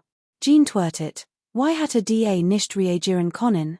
Angesichts der Meinung der anderen Sprachen sie alle Unterstützung aus, selbst Yang Xiu und Miao Yi stimmten lautstark ein. Ausgezeichnet, rief Yuan Junkuen und schwang sogleich den Langen Spie in seine Hand. Dutit auf all Antennen der Treppe und rief, Li Xin, Sun Xiao, folgt mir, Qin Weiwei frontal entgegen zu treten. Cao Dingfeng, du first die anderen hinter den Schillingberg, Chien Weiwei's Army abzufangen und aufzuhalten. Sobald ich Chien Weiwei in Thorptit habe, Kerry ich sofort zurück Li Xin, Sun Chao Chao und Cao Dingfeng folgten dem Befehl. In der Fugwang Hol Mussen were all zusammenarbeiten, den einfallenden Feind abzuwehren. Wer von unseren Verdienstwahlen Taten berichtet, wird reichlich belohnt aufgeht. Yuan Junkuen Zogert kein Sekund, Rittemite seinem Drachenross die Stufen hinunter, schwang den Langen Spee in der Hand und rief laut. Li Xin und Sun Chao Chao ritten sofort imite ihren Drachenrossen hinterher, stürmten ausdem Bergtor und brachen schnell auf. Folgt mir hinter den Bergschilling, den Feind abzufangen, rief Cao Dingfeng, in sein kostbares Schwert geholt und imite einem Langen Spee in der Hand, wendet sein Pferd und rief allen zu. Unter seiner Führung eilten die kultivierenden imite ihren Drachenrossen blitzschnell voran und überquerten Berge und Taler, als Jingen sie auf ebener Flash. Miao Yi blieb zurück und wünschte sich, konnte tan imite seinem Spee erstecken und dann zu Fuss fliehen. Tan hat in zutiefst gedemütigt und in einen Fegling dastigen lassen, der Yang Xiu sein Leben klammert. Kapitel 30:1, Luo Zhen's Majestatisch Markt, Teil 1. Kapitel 30, Luo Zhen's Majestatisch Markt, Teil 1. Auf dies Weise konnte nicht nur der Verantwortung entgehen, kampflos zu fliehen, sondern auch Cao Dingfeng imite seinen Mannen den Feind von hinten aufhalten lassen und so sein flucht versogern. Vor allem aber wagte Yuan Junkuen es, trotz des Wissens, dass Yang Qing selbst die Truppen anführt, imite seine Armee dem Feind entgegen zu treten. Viel leicht wurden solche Loyalität und solcher Mut von seinen Vorgesetzten gelobt werden, und ein schlecht Situation konnte sich zum Guten wenden. Angesichts dieser vielen Vorteile zögert Yuan Junkuen nicht, Li Xins Plan zu folgen. 7 Drachenpferd galoppierten den Gipfel des Schilling hinauf. Cao Dingfeng sorm Fuss des Berges ein weiter, eben Flash, die sich ideal für einen Hinterhalt nicht. Schwang sofort seinen Langen Spee und 40 Truppen vorwärts, wobei allen befahl, sich im dichten Waldem Berghang zu verstecken. Nach einer Weile des Hinterhalts ritt Miao Yi imite Dusterer min gemachtlich auf seinem schwarzkohlenfarbenen Pferd. Cao Dingfeng dreht den Kopf und warf einen Blick auf Tan, den ritt, sagt aber nichts. In diesem Moment galoppiert ein Drachenpferd ausdem gegenüberliegenden Wald den Berg hinab. Ein weiß Lotusblum imite zwei Blütenblatten erstchen auf dem Pferd, dessen Reiter einen Spee hielt und sich im Vorwärtsgang umsah. Cao Dingfeng erkannte ihn als den Anführer, der Gegner schien sehr vorsichtig zu sein, sodass jeder Hinterhalt von seiner Seite nutzlos war. Plötzlich drehte sich und fragte, Totet, wenn konnt, und wer galoppiert als erster den Ruhm ein, sagt Luo Zhen one zu zogen, packte seinen Langensäbel und lenkte sein Drachenpferd im Galopp den Berg hinab. Madame, Yang Xiu hob die Hand, sie aufzuhalten, doch konnte nichts tun, sein ganzer Körper erstarrt. Waren äußerst überrascht, denn niemand hat erwartet, dass Madame Shahang als erster zuschlagen wird. Auch Miao Yi war schockiert, hat Yang Xiu's standig Ermanungen befolgt, doch seine Frau hat sie völlig ignoriert. Wusste nicht, dass Luo Zhen längst genig hat, die Demütigung, Madame Shahang genannt zu werden, nicht lange ertragen konnte. Seit Yuan Junkuen ermutigt hat Luo Zhen beschlossen, dass sie genig Demütigung erlitten hat. Das Drachenross galoppiert herab, stampfte plötzlich imite dem Hof auf und trug Luo Zhen aus den Bergen und Walden hinaus. Es sprang 30 Meter hoch und brüllt, als es diagonal auf das Eben, ein Feld vor ihnen zurast. Der gegnerisch kultivierend war erschrocken und verängstigt. Die das Drachenross nicht wenden konnte, zu weichen, sprang schnell etwa 6 Meter hoch in die Luft. Normalerweise benutzen kultivierend zwei Arten von Waffen, ein langer und ein kurz, sie benutzen normalerweise die Kurzwaffe Selbstverteidigung, doch auf einem Drachenrietend, setzen sie die Langwaffe ein, den Feind zu bekämpfen. Archer benutzt einen Langensäbel und sprang in die Luft, von oben auf das Drachenross herabzustessen. Doch mitten in der Luft erkannte deutlich Luo Zhen's Kultivierungsstufe des dritten Grades des weißen Lotus auf dessen Stern und geriet kurz in Panik. Luogen brüllt auf, stürmte vorwärts, dreht sich blitzschnell und stiess einen Sabel vor, der den herabsausenden Sabel des Gegners abwehrt, warender in gleichzeitig mighty Szene Magiversi Von einer höheren magischen Kraft getroffen, verlangsamte sich die Reaction des Angreifers schlagartig und offenbart Angst. Boom. Die robust Rüstung von Luogens Drachenross wird zerschmettert. Sie rammte sich direkt in die Brust des Gegners. Spritz. Frisch Blut spritz wild ausdem mal des Gegners, sein Brust wird eingerissen. Warum raten kultivierend so gern auf Drachenrossen? Denn dies Geisterbestien sind unglaublich mächtig, imitate eine furchterregenden Tragkraft und Wucht. Selbst ein Kultivierender auf dem Niveau des grünen Lotus wird es nicht wagen, sich von einem ausgewachsenen Drachenpferd angreifen zu lassen. Vor allem die Geschwindigkeit des Drachenpferds ist beeindruckend, sobald es sein Wohlkraft entfesselt, fällt es selbst einem Kultivierenden auf diesem Niveau schwer, mitzuhalten. Und selbst wenn es gelang, wäre es nur für kurze Distanzen. Auf lange Sicht konnte es imite der Geschwindigkeit und Ausdauer des Drachenpferds absolut nicht aufnehmen. Man stellt sich vor, unter solchen Umständen, imite der zusätzlichen Kraft der Magie 1 Kultivierenden, verdoppelt sich dessen Angriffskraft beinahe. Daher beversuchen die meisten kultivierenden Drachenpferd. Rief Luogen, als sein Gegner Blatt in die Luft spuckte. Stiess ein durchdringendes Gebrüll aus, schwang sein Schwert und entfesselt einen Blutträger. Luogen kontrolliert sein brüllendes Drachenpferd und braucht es zu Fall. Sein Schwert soest zurück auf Kau Dingfong und sein Grupp im Berghang zu. In einer einzigen Begegnung hat bereits einen Kultivierenden der zweiten Stufe des Weißen Lotus getötet. Ein plötzlicher Windstoß fegte durch die Berge, das saftig grau wogte wie Wellen und unterstrich Luogens imposante Erscheinung. Der Stab des Munches stiess einen klagenden Laut aus, alte zu seinem Meister und weigert sich, ihn zu verlassen. Miao blickte sprachlos auf den majestatischen Luogen herab, der von dessen gewaltiger Präsenz sichtlich erschüttert war. Fragte sich unwillkürlich, wenn ein Kultivierender der zweiten Stufe des Weißen Lotus nicht einmal einen einzigen Schlag eines Kultivierenden der dritten Stufe überstehen konnte, musste imite seine ersten Stufe denn nicht sein Leben riskieren? Yang Xiu's Kali zuckte mehrmals, erschien unsicher, was sagen sollte. Kau Dingfong, oben im Berghang, workte zufrieden, strich sich übers Kinn und sagt, ausgezeichnet. Wer es von Nunnen wagt, noch einmal Madame Shahang zu nennen, der hat es imite mehr zu tun, Kau Dingfong dreht sich und warnte sein Gefahrten. Holte plötzlich ein seltsames Geräusch vom gegenüberliegenden Berg weiter. Blickten schnell zurück und sahen 5 Drachenpferd, die 5 Personen trugen, genau wie Luogen zuvor, die 100 Meter hoch in die Luft sprangen und direkt auf Luogen zustürmten, der allein auf seinem Pferd im offenen Feld saß. Yang Xiu umklammert sein beiden Axt fest, und Luogen, erschrocken und verangstigt, trieb sein Pferd zerflatschten.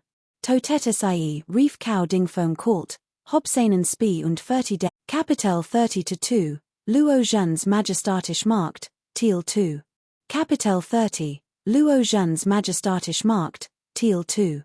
Eine Frau in schneeweißen Gewanden, von Kuller Schönheit, saß auf einem praktischen dunkelroten Drachenross. Trug Pfeil und Bogen auf dem Rücken und einen langen Spee in der Hand. Ein 5-blättrig weiß Lotusblum blüht auf ihrer Stirn. Hinter standen wir kultivierend auf Drachenrossen, all auf dem Kultivierungsniveau des Weißen Lotus dritten Grades. Qin Weiwei rief Yang Xiu erschrocken. Sein Pupillen verrenkten sich. Nicht gut.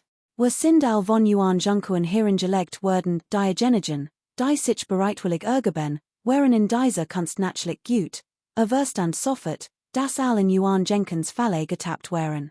Ist sie Qin Weiwei? Sollten wir unsere Truppen nicht in zwei Gruppen aufteilen, einen Zangenangriff von der anderen Seite vorzubereiten? Warum ist sie hier? Fragte sich Miao Yi und blickte ebenfalls zum gegenüberliegenden Berggipfel hinauf. Hat noch immer nicht begriffen, warum in Yuan Jenkins Falle getappt war. Yang Xiu hat kein Zeit für weitere Erklärungen und übermittelte Luogen eilig ein magisch Nachricht, Doch die Szenerie war von standig aufeinander prallenden magischen Energien erfüllt, sodass der Übertragungssorbe wirkungslos blieb. In diesem Moment hob Chen Weiwei, in schneeweiß Roben gehüllt, auf dem gegenüberliegenden Berggipfel die Hand und dutit den Berg hinab. Wir kultivierend hinter störsten sich sofort eines Getummel. Wir kultivierend des weißen Lotus dritten Grades und 5 kultivierend des weißen Lotus zweiten Grades, insgesamt 9 Personen, am Singleton Kau Dingfeng und sein 6 Gefahrten und starteten einen wilden Angriff. Auf Kau Dingfengs Seat befanden sich nur und Luo Jun, die kultivierend des dritten Grades des weißen Lotus waren, die anderen wir waren kultivierend des zweiten Grades und gerieten de Durch sofort in Bedrängnis. Gleichzeitig waren sie verstrickt und konnten nicht entkommen. Der Gegner wollte ein kluge Kampfstrategie. Ein kultivierender des dritten Grades hielt Kau Dingfeng auf, während 3 weitere. Die 3 kultivierenden des weißen Lotus am Singleton und griffen Luogen wutenden und schlugen so lange auf sie ein, bis Gesicht erbleicht und sie sich kaum nachwehren konnte. Yang Xiu's Brust hob und senkte sich heftig, und hob endlich sein Axt. Sein Frau war in großer Gefahr, obwohl normalerweise kluggenig war, sich selbst zu schützen, blieb ihm in diesem Moment nichts anderes übrig, als an zu ignorieren und zu Hilfe zu eilen. Doch sein Pferd blieb plötzlich stehen, kurz bevor es davonreiten konnte. Yang Xiu's Augen weiteten sich. Auch Miao Yi's Augen weiteten sich, und Tan, derweil der Mighty den Hufen schlug, ville die Farsung. Kapitel 31, Tiger General, 1. Yang Xiu war äußerst überrascht, hat Black Charcoal noch nie Mighty solcher Geschwindigkeit gesehen. Yang Qing, in silberner Rüstung auf dem Berggipfel, blickte leicht verwundet, nicht wegen Miao Yi's Tapferkeit, sondern wegen Black Charcoal, auf dem ritt, reitete etwa auf einem Drachenpferd, gemmend lacht, ich dacht, es wär ein Wildschwein al Brachen Galacta aus. So ein fettes Drachenpferd hatten sie noch nie gesehen. Drachenpferd sind für ihre Schnelligkeit bekannt, why konnten sie nur so fett werden? Mehrere kultivierend, die noch am Fuß des Berges auf dem freien Feld standen, starten Miao Yi verrachtlichen. Selbst ein kultivierender des ersten Ranges des weißen Lotus wagte es, Vorses Termen, jeder Haier must mindestens ein kultivierender des zweiten Ranges des weißen Lotus sein. Als sahen Miao Yi an, als wäre bereits tot, sich nicht zu ergeben, würde mighty Sicherheit den Tod bedeuten. Die kultivierenden des dritten Ranges des weißen Lotus weigerten sich einzugreifen, doch jemand gab einen Befehl, und ein kultivierender des zweiten Ranges, der kein andermal hat, stürmte widerwillig mighty seinem Spee vor. Die beiden Seiten standen sich gegenüber und stürmten mighty unglaublicher Geschwindigkeit aufeinander zu. Als Tan erkannte, dass der Wurstament kultivierend derjenige war, der Luogen getötet hat, blitz ein blutrünstiger Glanz in seinen Augen auf, und seine Geschwindigkeit nahm erneut zu, sodass Yang Xiu überrascht die Augen aufriss. Ein klirrender Nolle Tonte.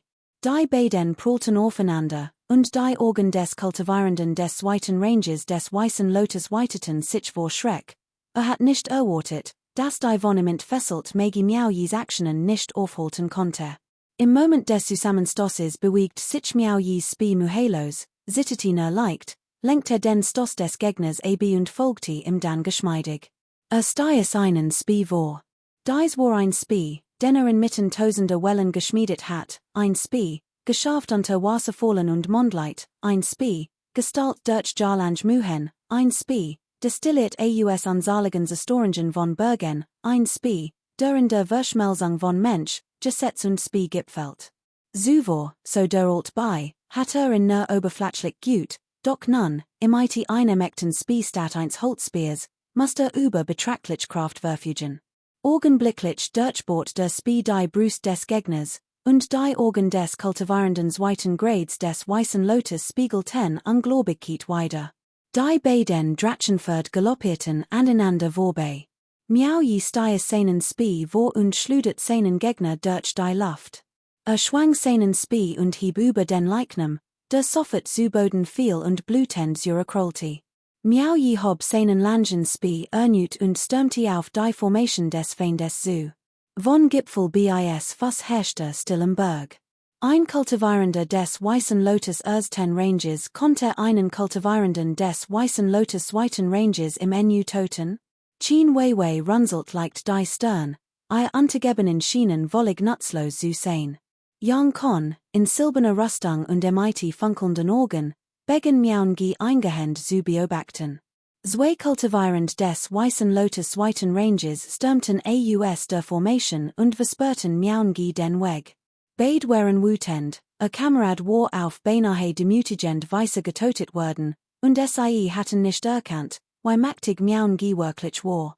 Plötzlich stieß Miauen gi seinen Spee in den Boden und durchbohrte MIT der Spitze einen großen Felsen, der nun direkt auf die beiden Gegner gerichtet war. Im Moment des Aufpralls zog Miauen gi seinen Spee zurück und stieß in Ernut zu. Rumpel. Der Felsen zersplitterte und schludert ein Staub und Trümmerwolk auf die beiden feindlichen Kultivierenden zu. Dieser scheinbar spielerisch Angriff hat einen gewöhnlichen Menschen leicht toten können, doch gegen die beiden Kultivierenden war nahezu wirkungslos und vermogt nicht einmal ihr Verteidigungsmagie zu durchbrechen. Die beiden hoben ihr Speer, und ein unsichtbar Kraft ließ die fliegenden Trümmer, die ihnen die Sicht versperrten, augenblicklich verschwinden. Doch als ihr Sicht wieder klar war, erkannten sie plötzlich. Während Black Charcoal vorstürmt, war Miao Yi nirgends zu sehen, stattdessen erfüllt ein Pfeifen die Luft. Der Feind war über ihnen. Fast gleichzeitig blickten beide Männer auf und sahen einen großen Trümmerbrocken über ihr Kopf hinwegfliegen. Im selben Augenblick, als Black Charcoal zwischen den beiden Kultivierenden hindurchflog, schossen plötzlich zwei Speer aus ihrem Inneren hervor, durchbohrten ihr Achselholen und schluderten sie von ihren Reitieren. Die Speer, die beiden Männer trugen, schnitten sie durch und ließen zwei Blutstrom hervorquellen. Ein Gestalt mit zwei Speeren schoss schnell unter Black Charcoals Bauch hervor und kletterte auf seinen Rücken. Es war Miao Yi. Der zweite Spee, den gerade vom Boden aufgehoben hat, dessen Besitzer war ihm gleichgültig. Ein Kultivierender des Weißen Lotus 10 Grades hat mit einem kurzen Angriff 3 Kultivierend des Weißen Lotus Zweiten Grades getötet und all anwesenden fassungslos zurückgelassen. Einen Menschen zu toten, konnte man als Glück bezeichnen, aber 3 hintereinander zu toten, war kein Glück mehr, es war ein Beweis für Intelligenz und Mut. Miao Yi schwang plötzlich den Arm und warf einen Spee, direkt auf die feindliche Formation gerichtet, insbesondere auf denjenigen, der Luogen enthauptet hat, ein direkt Herausforderung. Ein Kultivierender des Weißen Lotus dritten Grades packte den Spee, warf ihn weg und stürmte dann auf seinem Drachenross vorwärts, den Langsabel direkt auf Miao Yi schwingend. Ein lauter Null holte weiter. Im selben Augenblick, als Langsabel und Spee aufeinander prallten, spuckte Miao Yi einen großen Schwall Blut aus, sein Hand war aufgerissen, sein Körper schwankte heftig unter beinahe von Black Charcoals Rücken geschleudert worden. Der Unterschied in der Kultivierung zwischen ihm und dem Kultivierenden dritten Grades des Weißen Lotus war so groß, war ihnen nicht gewachsen. Es war unmöglich, den Angriff abzuwehren, der Körper eines mächtigen Kultivierenden wird von einem einzigen Hieb beiläufig getroffen und beinahe zerschmettert. Doch dann geschah etwas Seltsames. In dem Moment, als die beiden Drachen aneinander vorbeiresten, nähte Schwarz Kohli plötzlich den Kopf, entfällt scharf, weiß sahen sagen und bis dem Kultivierenden in die Wade. Dies Action riss den Kultivierenden, der eben noch mit Miao Yi gekämpft hat, bevor reagieren konnte, von seinem Drachen. Dies geschah weil eben dieser Kultivierend sein Schwert geschwungen hat, Luogen zu enthaupten, ein Tatsache, und die sich Schwarz Kohli genau erinnert. Miao Yi konnte sich ein solche goldene Gelegenheit unmöglich entgehen lassen, also konzentrierte all sein Kraft darauf, seinen Spee zu stoßen, durchbrach die Verteidigungsmagie des Gegners, und die Speerspitz durchbohrt das Herz des Kultivierenden. Glücklicherweise reagiert Miao Yi schnell, andernfalls wär Black Charcoal verkrüppelt gewesen. Denn der Kultivierend, plötzlich von Black Charcoal angriffen, verteidigte sich hastig und schlug mit seinem Schwert auf Black Charcoals Hinterteil ein. Wär nicht Miao Yis rechtzeitiger Stick gewesen, wär Black Charcoal endgültig erledigt gewesen, die Hälfte seines Hinterteils und ein Hinterbein wären abgetrennt gewesen. Doc black charcoal hat noch einen Blutfleck am Hinterteil. Kapitel 32, Tiger General, 2. Offenbar hatten es einig auf black charcoal abgesehen und warteten nur darauf, dass Miaoyi starb. Yang Xiu war fassungslos und sprachlos, doch niemand beachtet ihn mehr. All Blicke waren auf Miaoyi und black charcoal gerichtet. Chen Weiweis Gesichtsausdruck verfinstert sich. Unter ihrem Kommando standen wir kultivierend des dritten und sechs des zweiten Grades des Weißen Lotus, und nun hat ein Bengel des ersten Grades wir ihre Untergebenen auf einen Schlag getötet. Man konnte sich ihr Gefühl vorstellen. Haltet mir sein Drachenreitier, schnaubte Chen Weiwei verachtlich. Wollte sie ihr Untergebenen etwa dafür tadeln, worauf sie gewartet hatten? Drei kultivierend des dritten und zwei des zweiten Grades des Weißen Lotus bestiegen sofort ihr Drachenreitier und stürmten vorwärts. Man konnte sagen, dass sie vor Scham und wat fast umkämen. Hut hatten sie ihr Gesicht komplett verloren, und zu allem Jubel hatten sie auch noch vor Yangqing ihr Gesicht verloren. All hasten Miaoyi so sehr, dass sie in am liebsten lebendig verschlungen hatten. Miaoyis Spesitity und spultit den Leichnam in zwei Haften. Ließ das Frischblut seinen Körper beflecken, schoppte New Kraft und befahl schwarze Holzkohl, sich Zudrehen und zu fliehen. Die fünf kultivierenden auf ihren Drachenpferden verfolgten in unerbittlich, eine vorn, fünf hinter ihm, der Blitz. Schwarze Holzkohls Schwanz, der von einem Schwert getroffen worden war, schien sein Geschwindigkeit kaum zu beeinträchtigen. Im Gegenteil, rannte noch schneller, seine Geschwindigkeit war erstaunlich. Trotz seiner massigen Statur rannte schneller als die Förder der fünf Kultivierenden, und der Abstand zwischen ihnen vergrößert sich rasch. Yang Xiu konnte es kaum glauben, war das derselbe Schwarz Holzkohl, den sieht über sein Jarren kannte. Miaoyi floh nicht, sondern ließ die fünf Kultivierenden, die ihn verfolgten, in die offenen Geland im Kreis laufen. Sie konnten ihn nicht einholen, und der Abstand vergrößert sich nur noch, was ihr Sorg verstärkte, Miaoyi konnte entkommen. Einig stürmten vor, ihn abzufangen, während andere sich umdrehten, im den Weg zu versperren. Doch genau dieses Ergebnis hat Miaoyi erwartet. Gegen fünf Gegner, die zusammenarbeiteten, hatte keine Chance. Nur wenn sie zerstreut, konnte sich eine Chance verschaffen. Selbst wenn es den Tod bedeutet, must ich noch ein paar Feinde töten, und es nur einen.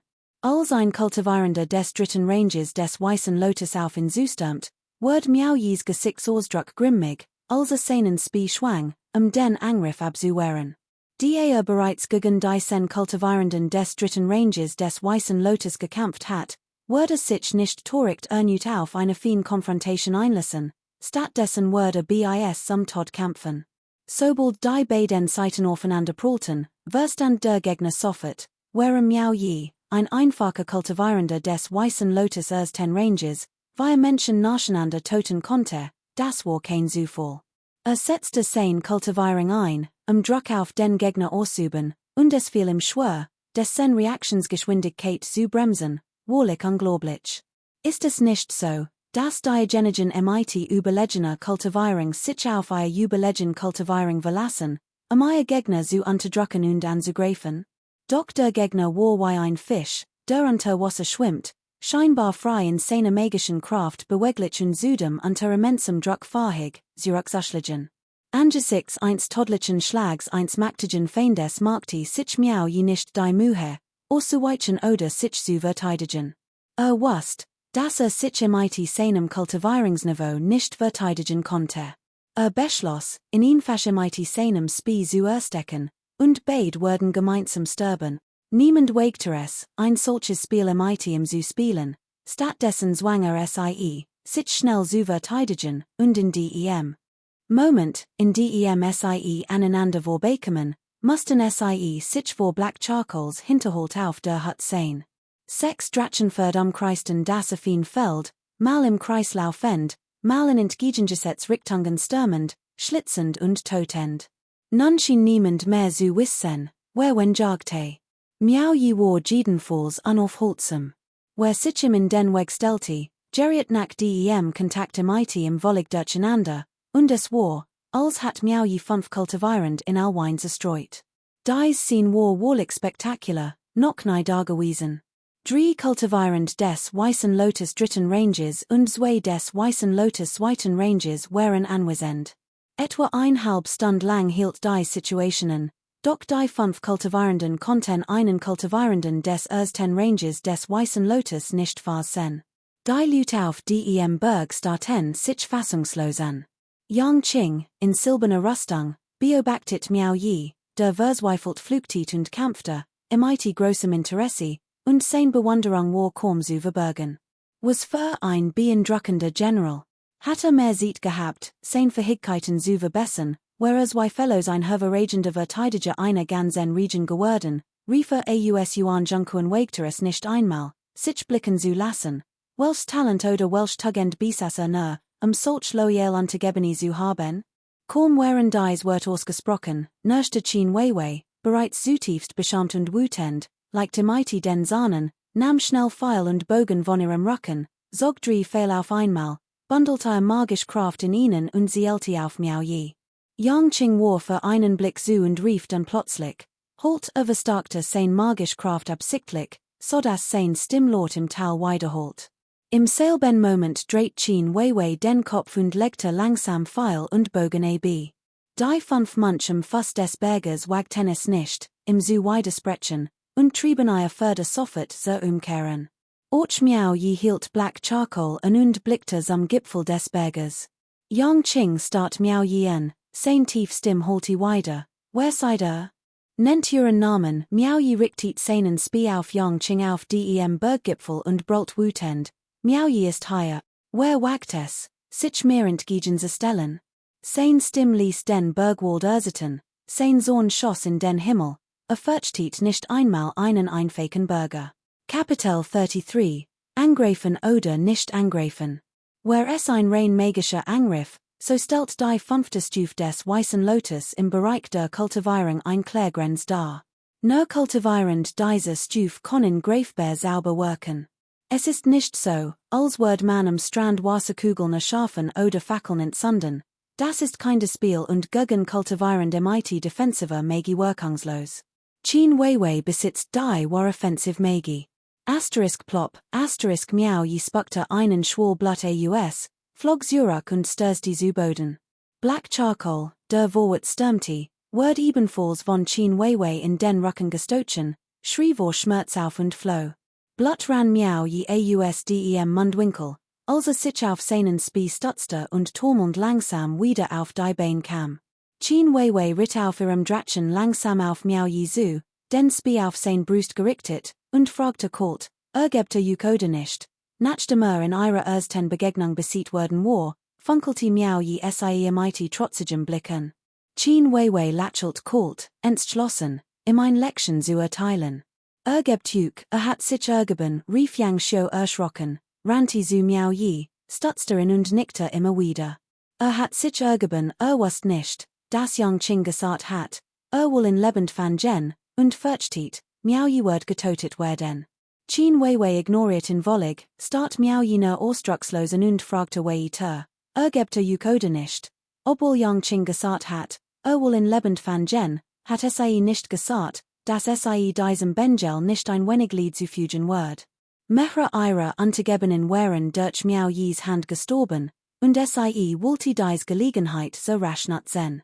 Yang Xiu war etwas unruhig und übermittelte Miao Yi in diesem Moment Magi ein Botschaft.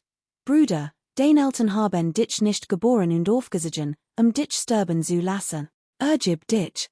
Solange es den Wald gibt, wird es immer Brennholz geben, Miao Yi start Qin Weiwei an. Das Blut in seinem Mundwinkel zuckte ein paar Mal die beiden Wort Eltern, die Yang Xiu gerade ausgesprochen hat, erinnerten in seine Adoptiveltern, die ihn sehr gut behandelt hatten, und auch seine beiden Brüder. Wusste immer noch nicht, why es seinen beiden Brüdern irgenden war, gib dich. Miao Yi stieß seinen Spie plötzlich in den Boden, blickte zum Himmel auf und stieß ein klagens Gebrüll ausda Luogen und Kau Dingfong nicht rächen konnte, hatte sich ergeben, sein Herz erfüllt von Schuldgefühlen und Selbstvorwürfen. Nai Zuvor hatte sich so senak mehr Stock gesendt wie Hut. Was wird es nutzen, sein zweiten und dritten Bruder zu finden, wenn nicht starker geworden war? Konnte sie als älteste Bruder überhaupt beschützen? Das wird Barg einen tiefen Schmerz und Lieschen Weiweis Herzerziten. Kalter Blick wird leer, als sie Miao je aufmerksam beobachtet, während die Spitze ihres Speers langsam aus seiner Brust glitt. Auf dem Berggipfel 40 Yang Ching die Gruppe hinab, schnell in Richtung der Fuguang-Hole. So viel Menschen waren von Miao je allein besiegt worden. So ein langer Versogierung. Yang Xiu jedoch war etwas verangstigt, die verboten den Befehl erhalten hat, Yongqing zu folgen. Dies lag einzig und allein darin, dass selbst ein Blinder erkennen konnte, dass Miao je lieber sterben als sich ergeben wollte und erst nach Yang Xius Juden nachgab. Yongqing fand dies seltsam. Yongqing und du, Miao je, seid Fremde und hegt kein tief Blutfed, und doch seid bereit, ihr Leben so weit zu riskieren. Konnte es sein, dass und Yuan Zhengquan ein besondere Beziehung hat, da unerschütterlich Loyalität erklärt. Man vermutet, dass kein besondere Beziehung zwischen ihnen bestand, selbst Yuan Zhengquan wird einen kultivierenden ersten Grades des Weißen Lotus nicht in die Fuguang-Hole aufnehmen. Nach Verschungen ergeben, dass Miao je und Yuan Zhengquan tatsächlich keinerlei besondere Beziehung zueinander hatten. Miao je hat Yuan Zhengquan seit seiner Ankunft in der Fuguang-Hole vor über einem Jahr zweimal getroffen, und sie hegten keinerlei Gefühl füreinander, erwirktet lediglich Niederarbeiten als Förderpfleger. Miao Ye's Beitritt zur Fuguang-Hole hat nichts mit Yuan Zhengquan zu tun, sondern war lediglich durch Cao Dingfengs Vermittlungszustand gekommen. Sein Bereitschaft, sein Leben zu riskieren, galt allein der raschen Cao Dingfeng, der so viel gut erwiesen hat. Yang Xiu glaubte sogar, dass der Morden seiner Frau Luogen ein entscheidender Faktor war. Miao Yi war in über einem Jahr in der Fuguang-Hole Cao Dingfeng nicht so nahe gekommen wie und seine Frau. Der Grund, warum der Altmann Miao Yi so schnell zur Kapitulation überreden wollte, war, dass von ihm geruht war. Doch von Anfang bis Ende erwähnt Yang Xiu die zwischen Luogen und ihm nicht, schließlich waren die Zen und Elf Range kein angenehmen the Men. Yongqing strich im sanft übers Kinn und fragte nach dem fetten, schweinähnlichen schwarzen Holzkohl.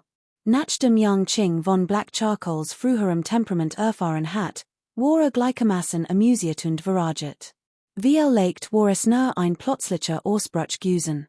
Es war so fett geworden, weil es voll wie ein Schwein gewesen war, und dieser Ausbruch war auf den Tod seines vorherigen Besitzers, Luo Zhan, zurückzuführen.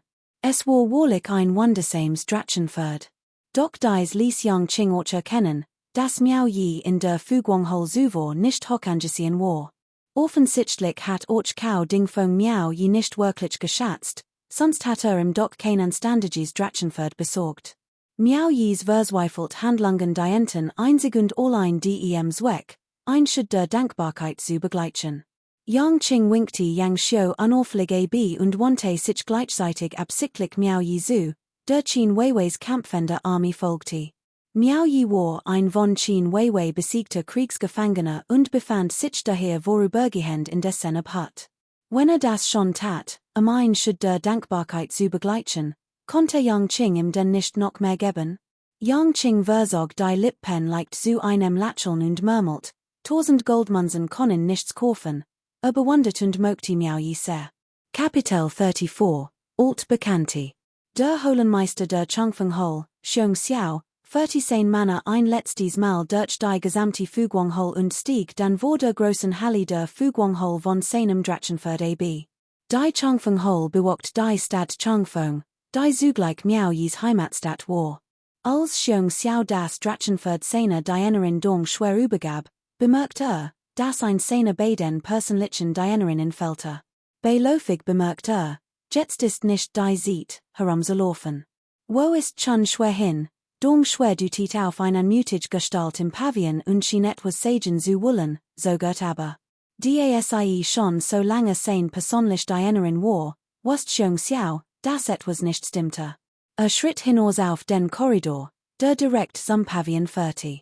Als die Dienerin Xian schwer schlucksendem Gelande lennen sah, runzelt Xiong Xiao die Stirn und rief, Xian schwer als Xian schwer die Stimme hort, wischte sich schnell die Tranen weg, fast sich wieder und zwang sich zu einem Lächeln, bever sie sich respektvoll verbut, Meister der Hol.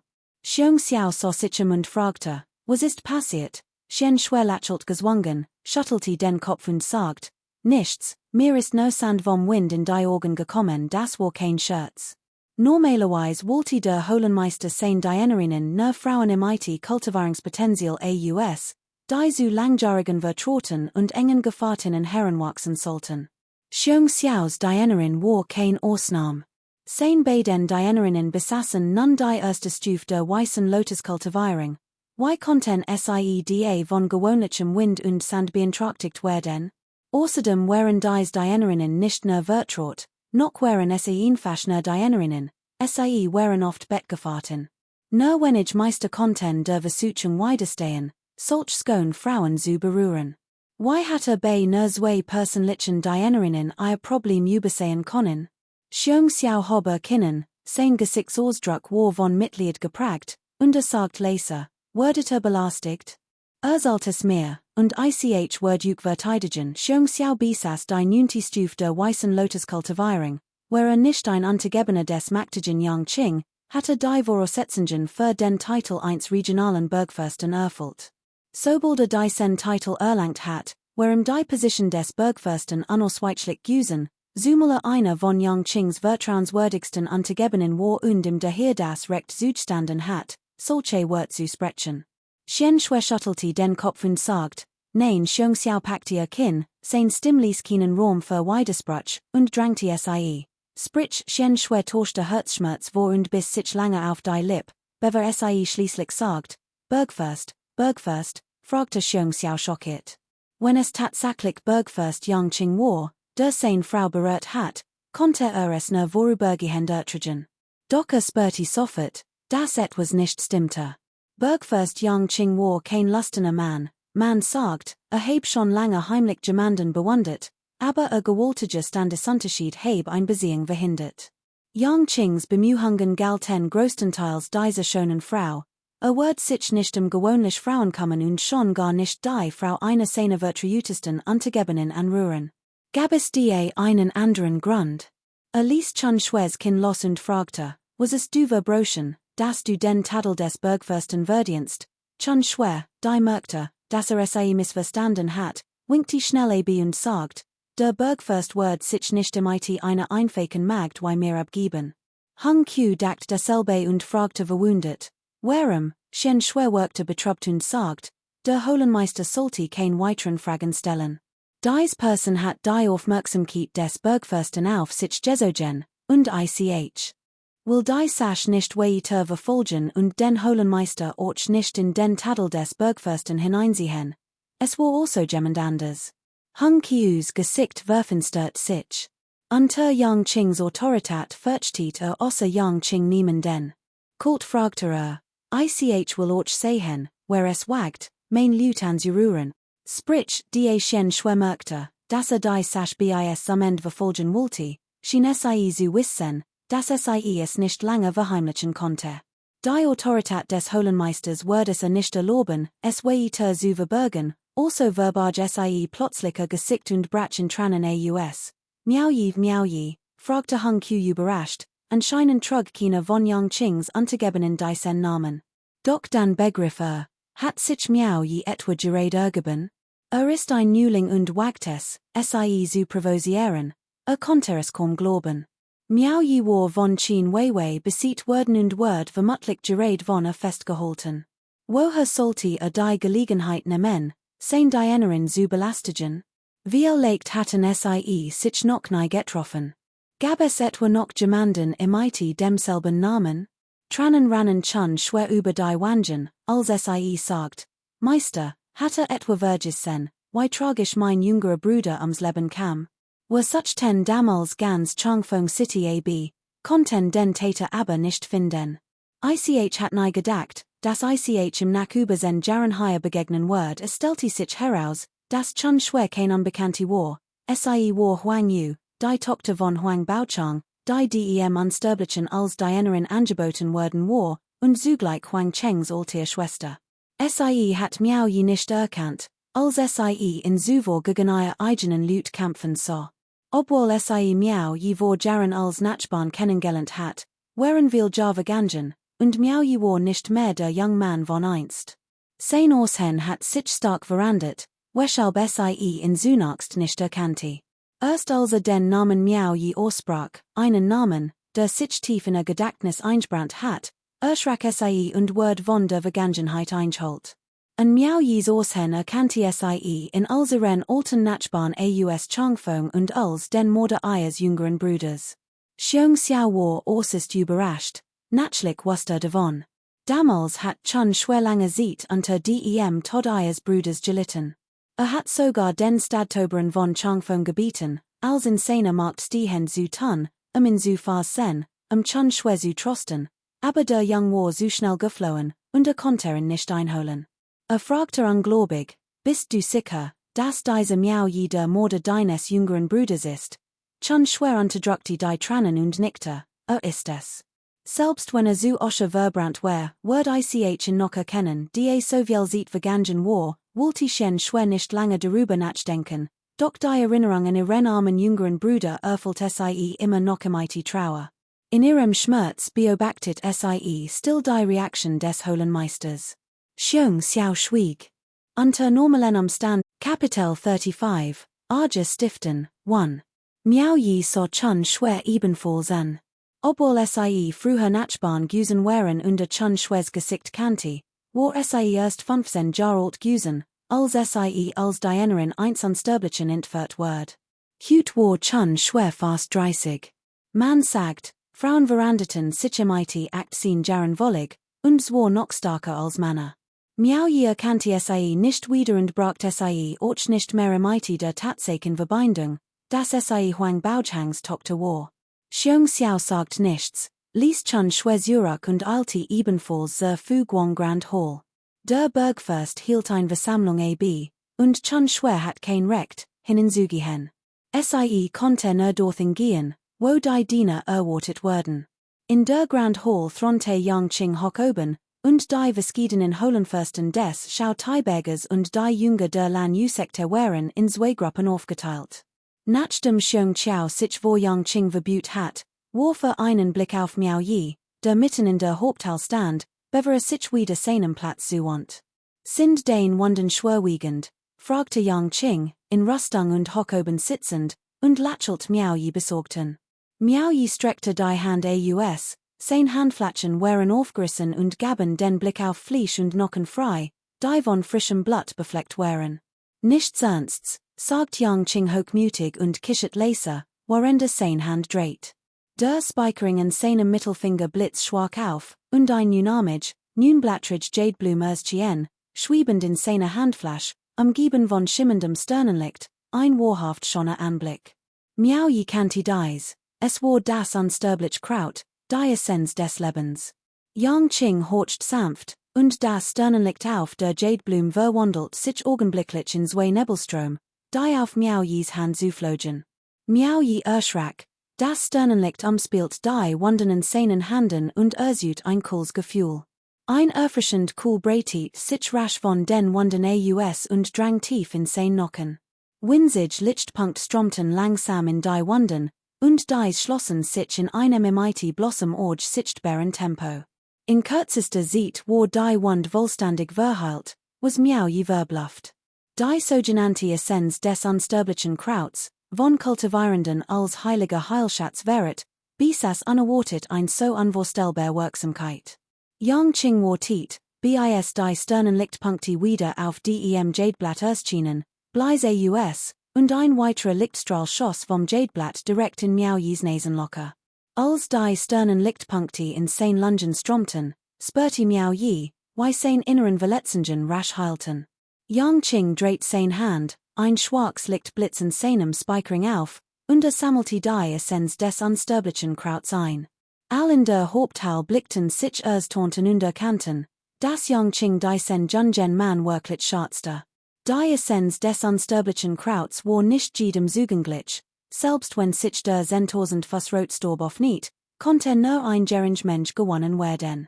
Zudem war dieses unsterbliche Kraut äußerst kostbar, mehr davon zu erhalten, musste man 1000 Jahre warten, bis sich der 1000 Bernut auf niet. Der young man hat nur lekte Verletzungen erlitten und word sich MIT etwas Ruhe erholen. Dennoch verwendet Yang Qing ein solch lebensrettens unsterbliches Kraut, das normalerweise nur in kritischen Momenten zum Einsatz kam. Vor allem aber behandelte Yang Qing den jungen Mann persönlich. Selbst Miao Yi bemerkt, dass Yang Qing versagt, sich bei den Anwesenden beliebt zu machen. Doch behielten dies Gedanken für sich. Niemand wagte es, sie auszusprechen, aus Angst, Arge zu veroorzaken. Xiong Xiao runzelt leicht die Stern, Yang Qing's Wertschätzung für Miao Yi hat sein Erwartungen übertroffen. Von Chun schwer ein Antwort zu erhalten, wird wohl nicht einfach werden.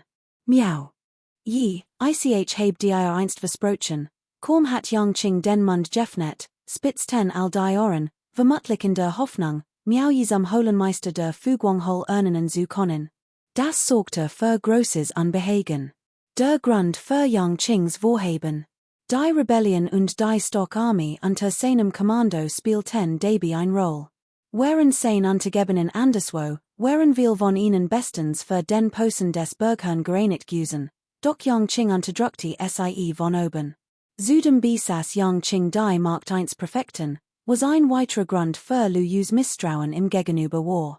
Bis auf Qin Weiwei hatten all anderen anwesenden Bergherren am Schauteiberg mindestens den 8. Grad des Weißen Lotus erreicht, selbst nach all der Zeit waren sie immer noch nur Bergherren. Diese Miao Yi hingegen war lediglich ein Kultivierender des 1. Grades des Weißen Lotus, der sich gerade erst ergeben hat und nun Holenmeister werden wollte. Verständlicherweise fühlte sich jeder etwas unwohl. Unerwartet, noch bevor Yang Qing ausreden konnte, ertönte draußen ein ohrenbetäubendes Gebrüll, begleitet vom klagenden Wiehern eines Drachenpferds und einem chaotischen Aufruhr. All erschrecken und waren verängstigt. Hat etwa Lu Yu, der Präfekt von Nanxian, sein Truppen zum Angriff geführt? Yang Qing führte den Angriff an, und fast augenblicklich zogen all ihre Waffen aus ihren Aufbewahrungsringen und stürmten hinaus. Die Hauptteil war im Menü leer, nur Miao Yi blieb zurück. Miao Yi war sprachlos. Dies Schlacht hatten ihm den brennenden Wunsch entfacht, sein Kultivierung zu verbessern, und so wollte auch der Holenmeister der Fuguanghol werden. Der Grund war einfach, wollte mehr Wunschperlen erlingen. Gerade als Yang Qing etwas sagen wollte, geschah dieses Unglück, und wusste nicht, wer alles vermasselt hat. Mein gut tat Miao Yi. Verschwind, plötzlich ertönte Qin Weiweis Schrillstimme von draußen und ließ Miao Yi zusammenzucken, der sich gerade umgedreht hat, nachzusehen. Die Frau war übermächtig, hat keine Chance gegen sie. Fragte sich, was nur angetan hat. Des Amtes des Sektenmeisters Willen wurde es vorerst ertragen und sich später, wenn die Kraft dazu hat, sie kommen. MIT die sen Gedanken eilte Miao Yi hinaus. Sah ein Menschenmensch auf dem offenen Platz vor der Haupthalle. Wir drehten sich und sahen ihm nach, als rannte, manche überrascht, manche mit einem honischen Lächeln. Machten im Platz. Sah Qin Weiwei dort stehen, einen Spie in der Hand, Gesicht eiskalt, sie starten eindringlichen. Zu ihren Füßen lag ein gefallenes Drachenpferd in einer Blutlake und sagte. Miao Yi warf einen Blick darauf und erkannte es sofort als Qin Weiweis Drachenpferd. Yang Xiu nickte und verbot sich und entschuldigt sich überschwänglich bei Qin Weiwei. Miao Yi kratzte sich verwirrt im Kopf. Noch vor wenigen Augenblicken war in der Haupthalle gewesen. Yang Xiu würde es doch nicht wagen zu behaupten, hatte Drachenreiter getötet. Warum ist die Anführerin des Qin-Clans wütend auf mich? Fragte sich Miao Yi mit finsterer Mien. Obwohl sein Kultivierung gering war nicht schwach, sonst hat nicht in der Stadt gelebt und sein jüngeren Geschwister vor Skickenen beschützt. Qin Weiwei richtete ihren Spie wütend auf Yang Xiu und rief, frag den Tier, der Spie wollte ihm in die Brust stoßen, doch Yang Xiu mit schwach warend heitan, der selbstgefällig den Kopf schüttelte und mit dem Schwanz wedelt, hinter ihm stand. Kapitel 36, Arge Veroorsaken, 2. Miao Yi verstand immer noch nicht, was vor sich ging, und fragte Yang Xiu, was ist passiert? Damit habe ich auch nicht gerechnet. yang Shio bugt sich vor und du tit auf hey tan, ms zu erklären. Miao yi brach daraufhin in kalten Schweiß aus und konnte Chin Weiwei, der wütend war, nicht mehr die Stirn bieten. Nach dem sie angekommen waren, wurden ihr further miteinander verbunden, und yang Shio half, sich hey tan zu kommen. Doch auch yang Shio wusste nicht, was geschehen war. Plötzlich startet hey tan einen Überraschungsangriff auf Chin Weiweis Drachenford und rammte es mit aller Kraft in die Rippen. Hey tan war normalerweise träge, aber Miao yi kannte seine explosive Kraft nur so gut. Anscheinend konnten gewöhnlich Drachenford dem nicht standhalten, und so rammte es Chin Weiweis Drachenford und schleuderte es fort. Doch das war noch nicht alles. Nach einem erfolgreichen Überraschungsangriff stürmte hey tan sofort vor und bis in die Schwachstellen von Chin Weiweis Drachenford, wie Hals und Borch. Dann stampfte es wilde Mighty den Hufen auf das Tier ein und ließ es in einem jammerlichen Zustand zurück. Miao yi hat offiziell in hey tans Seat gekämpft und kannte dessen Temperament nervös, der Reichdurst diese Bestie war außergewöhnlich. Luo Zhen's Todd hat hey tan in Reisre versetzt, und Miao yi wusste, dass es rasch für Luo Zhen wollte. Fragte sich, ob Chin Weiweis Verletzung der Grund für sein jetzig rasch war, vielleicht war die Spannung zwischen ihnen noch nicht so weit eskaliert. Doch Miao yi war sich sicher, dass diese mit Chin Weiweis Stick in hey tans Rücken zusammenhing. Dies Bestie, die wusste, dass es Chin Weiwei nicht besiegen konnte, nutzte ihre Abwesenheit, Riettier zu töten. Der Charakter dieses Drachenfords war wahrlich lobenswert. Hey tan ahnte jedoch nichts von dem Anfang des Wesens, und als es Miao yi sah, schien es sichtlich erfreut zu sein. Es rannte auf ihn zu und rieb seinen Kopf von ihm. Es schnaubte sogar Chin Weiwei an, der in einer Blutleck lag, und fragte scheinbar selbstgefällig, war ich etwas schlau, das zu tun? Miao yi hasste es so sehr, dass es am liebsten erwürgt hat. Wenn es die Position des Sektenführers Villa, für die sein Leben riskiert hat, würde sehen, was mighty im Anfangen word. Was wirst du jetzt tun? Fragte Chin Weiwei wütend und schwang ihren Spee. Ich word mir in seinem Namen bei dir entschuldigen. Miao yi suefst und dacht, warum must ich im Unrecht sein, Chin Weiwei, außer sich vor what, fragte, reicht ein einfach Entschuldigung, Miao yi faltet die Hand und sagt, ich word es nach unserer Rückgegans bestimmt bestrafen. Chin Weiwei suefst, blickte auf Sturbans Drachenreitier zu ihren Füßen und fragte weder kalt noch warmherzig, es hat mein Reittier getötet, why gedenkst du es zu bestrafen? Miao yi dreht sich. Gab hey tan einen Klaps in den Nacken, sägte auf ihn und flugte, ich word dich bestrafen, indem ich dir einen Monat lang verbiet, Garnelen und Fisch zu essen, dann wandte sich wieder Chin Weiwei zu. Chin Weiwei wartet lange, und als nichts mehr sagt, verdustete sich Gesicht. Wort für Wort fragte sie, ist das dein Straf? Miao yi nickte und sagt, dies Straf ist für es noch unangenehmer, als es zu töten. In diesem Moment kitscheten einige umstehend, die sie den Eindruck hatten, Miao yi necki Chin Weiwei. Chin Weiwei war Yang Qing's adoptive Tochter, normalerweise wagte es niemand, auch nur einen Nachteil zu fügen, zumal Chin Weiwei nicht zu klatschsucht nähte und daher niemand sie aktiv provozieren word. Doch diesmal wagte es jemand, Chin Weiwei offen zu reisen. Glücklicherweise dreht sich Yang Qing und war für einen kalten Blick zu, dessen Augen so viel bedeuteten wer wagt es, zu fürchten, dass die Welt nicht im Chaos versinkt, und all unterdrückten erlachen. Miao yi beobachtet die Reaktionen der anderen und reagiert selbst ein wenig, doch log nicht. Black Charcoal unterschied sich von anderen Drachenförden, es war kein Allesfresser. Es konnte zwar Gemüse, Früchte, Fleisch, Fisch, Hühnchen, entfressen. Aber es fraß ausschließlich Wassertier wie Garnelen und Fiesche. Im Dies war so enthalten, bedeutet, es einen Monat lang hungern zu lassen. Black Charcoal war so fett, dass ein Monat der Qualen ein wahrlich Schwerstraf war. Chin Weiwei konnte sich nicht lange beherrschen und rief wütend, du spielst mit mir. Ich word es jetzt töten, mein Sunden zu sühnen hob ihren Spies am Stick. Doch Yang Qing fingen mit einer Hand ab, runzelt leicht die Stirn und sagt, Weiwei, das ist doch nichts. Stor nicht die Harmonie, lass uns ein anders nehmen, sagt, die Hazen der Lüt zu gewinnen, miau je für sich zu gewinnen und gleichzeitig seinen Untergebenen zu sagen, weigerte loyal Lüt behandelte. Hoffte, jeder Word verstehen, dass die Genigen, die im true Ergeben wären, niemals schlecht behandeln Word. Why konnte zulassen, das sein Tochter als ruiniert? Schien Weiweis wohl Brust hoben und senkten sich heftig, klaren Organ fixierten miau je, als wollte sie für spien, aber was konnte sie tun, nach dem Yangqing gesprochen hat?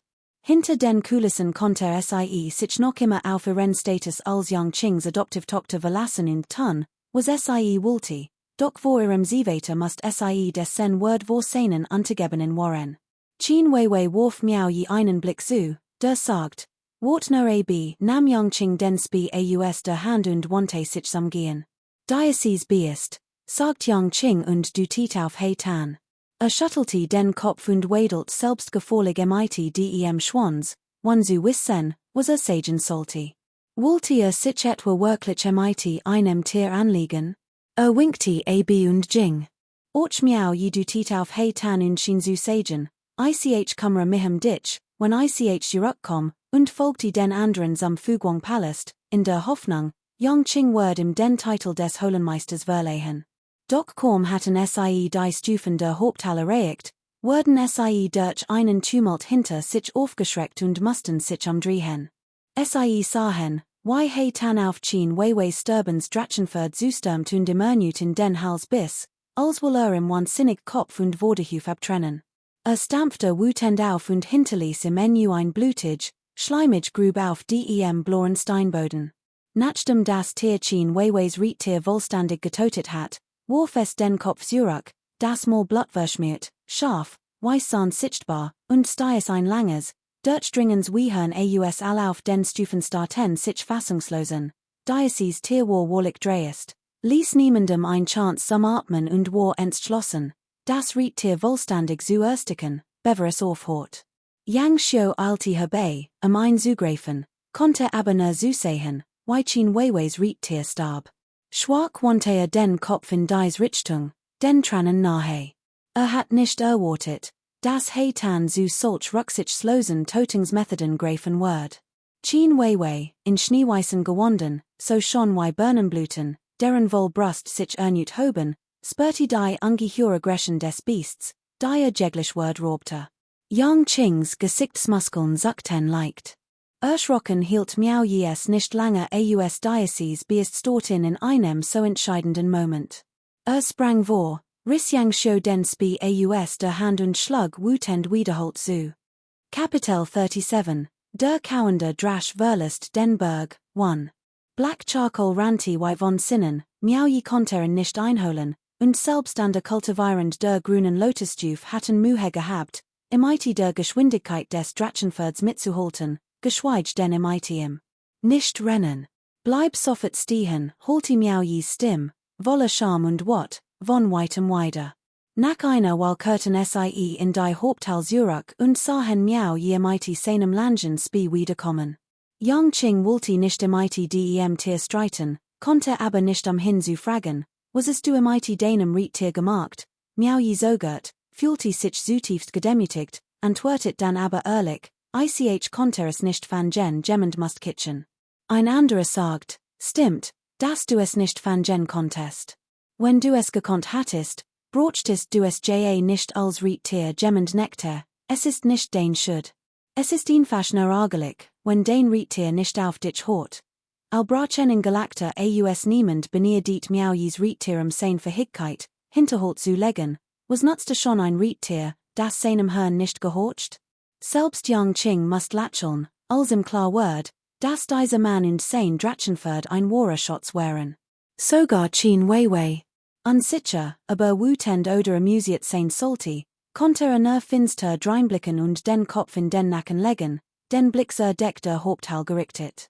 Yangqing winkte sanft ab, einmal davon abzuhalten, miau je weiter zu necken, und sagte mit ernster Stimme, miau je, ich heb dir doch versprochen, dass die Fugwang hol, bevor seinen Satz binden konnte, wurde von einer Rehe galoppierender Förderhuf von draußen unterbrochen. Instinktiv wandten alle Blicke miau je zu und vermuteten, das sein Widerspenstige Riechtiers Urukgekurt war. Och miau je dakt so, sein Gesicht verfinstert sich. Diocese beest war gekommen, in diesem entscheidenden Moment zu Mädchen, mal sehen, ich mighty dir fertig word. One jemanden zu grossen, hob miau je seinen spie auf und wante sich zum gehen. Da rief jemand, Meldung, draußen vor der Halle sprang jemand von einem abrupt bremsenden Pferd und würfelt miau je nab. Ignoriert miau je, verbut sich eilig und meldet Yang Ching. Bergherr, allan sehr Truppen, die Dunglihol angriffen, werden getotet, all in der Haupthall waren schockiert. Yang Ching stand auf und fragte streng, der Holenmeister der Juanghol, ein Kultivierender des 8. Grades des Weißen Lotus, hat die Dunglihol eingenommen, und trotzdem sind all tot, der Boot antwortet eilig. Lu hat Truppen aus den Nürnbergen von Nanchen versammelt und ist zufällig auf die Streitkräfte der Juanghol gestoßen. Lu hat den Holenmeister der Juanghol persönlich getotet und 14 Truppen persönlich zur Fuguanghol Yang Ching kischet. Dieser Schurk Lu hat aber schnell reagiert. Gut so, dann muss ich nicht im Erbrechen Sausichem und fragte, wagt es jemand von Juk, mich zu begleiten, verbugten sich eilig und gehorchten. Gut, dann bringt sen Schurken Lu und werdet entsprechend belohnt, was sind bereit, unser Leben zu riskieren, riefen all Lot und sichtlich aufgeregt. Unter ihnen befanden sich einige, die schon lange das Potenzial hatten, Bergfürsten zu werden und die schon lange nach mehr Territorium und spiritueller Macht strebten. Yang Chings Rebellion word von Weilen diese Leute unterstützt, tatsächlich hatten sie in oft angestiftet. Yang Ching winkte ab und ging schnell voran, sodass all die Haupthall fluchtartig verließen. Miao Yi trat bei Seit, ihnen den Weg freizumachen, und so überrascht aus einfach so gehen. Was ist meinen Angelegenheiten?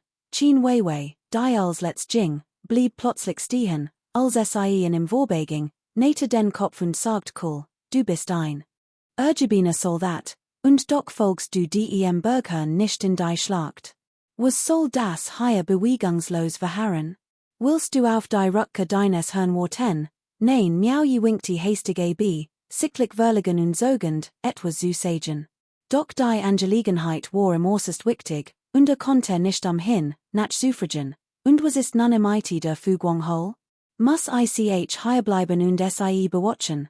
Glaubst du wirklich, du seist der Holenmeister der Fuguanghol? Fragte Chen Weiwei spottisch.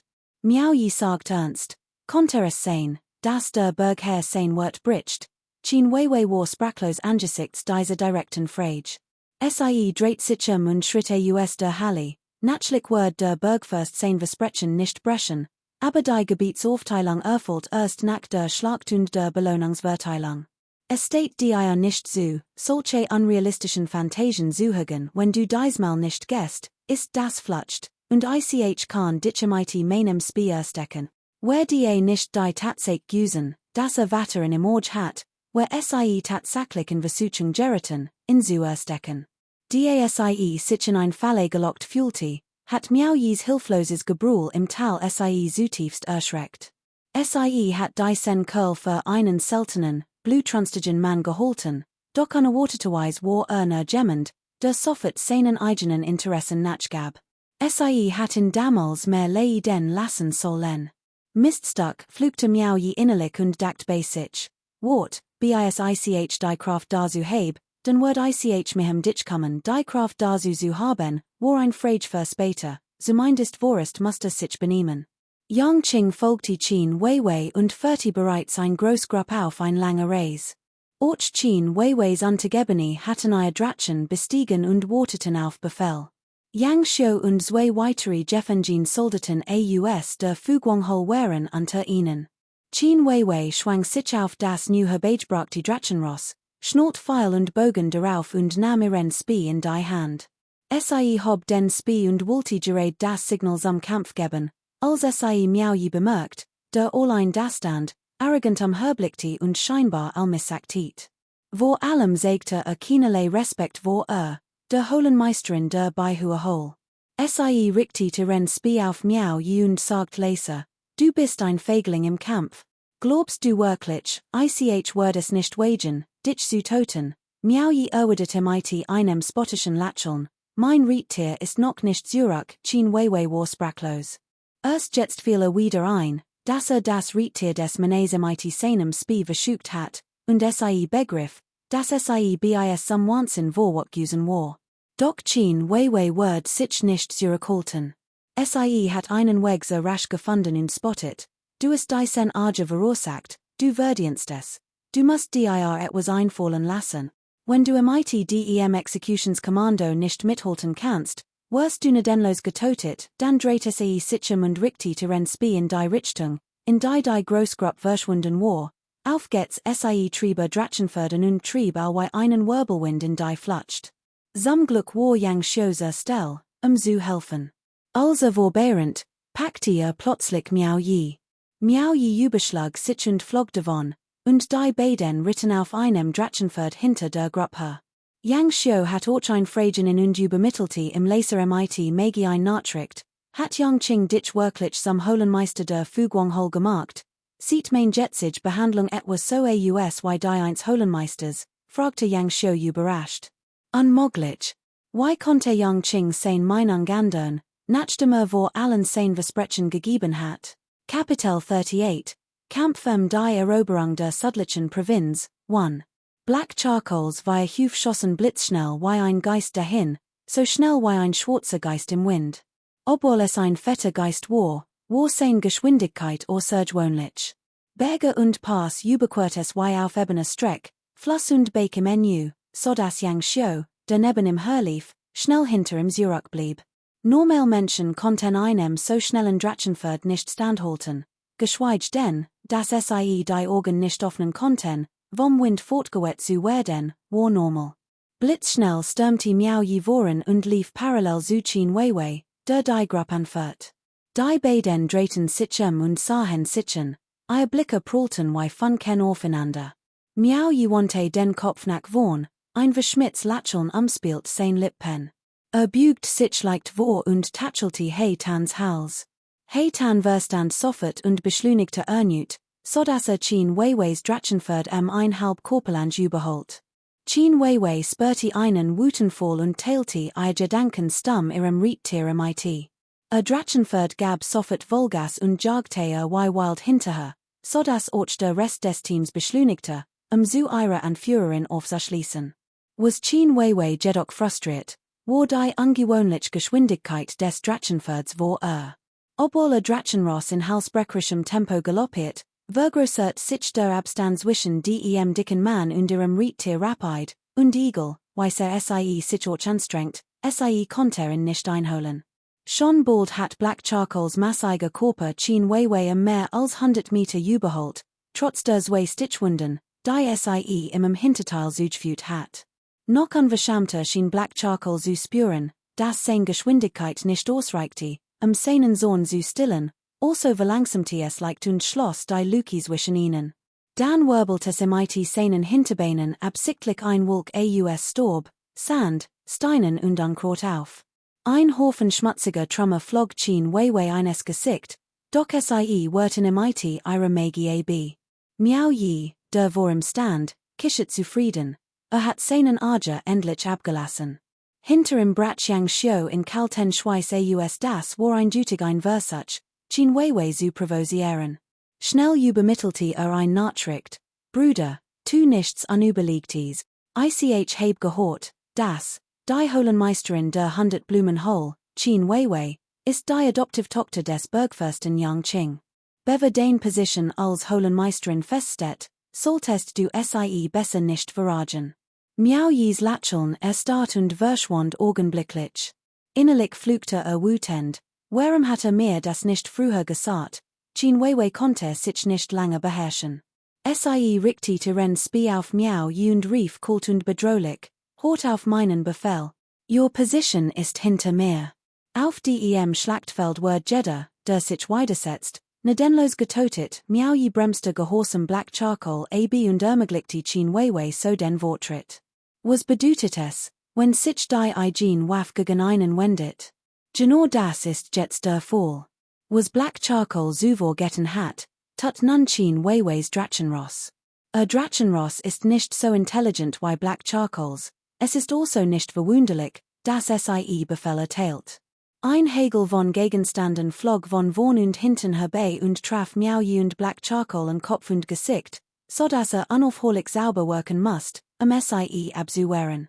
Die anhaltenden Angriff kosteten in betrachtlich magisch Kraft, doch niemand wagte es, Einwand zu erheben. Was konnten auch die anderen one weiteres tun. Black charcoal stiess gelegentlich ein frustriertes Wiehern aus, doch Miaoyi verhinderte einen Gegenschlag. Qin Weiwei's Gesichtsausdruck blieb unbewegt, Blick starr Gerados gerichtet, no sie selbst wusst, sie glücklich oder traurig war.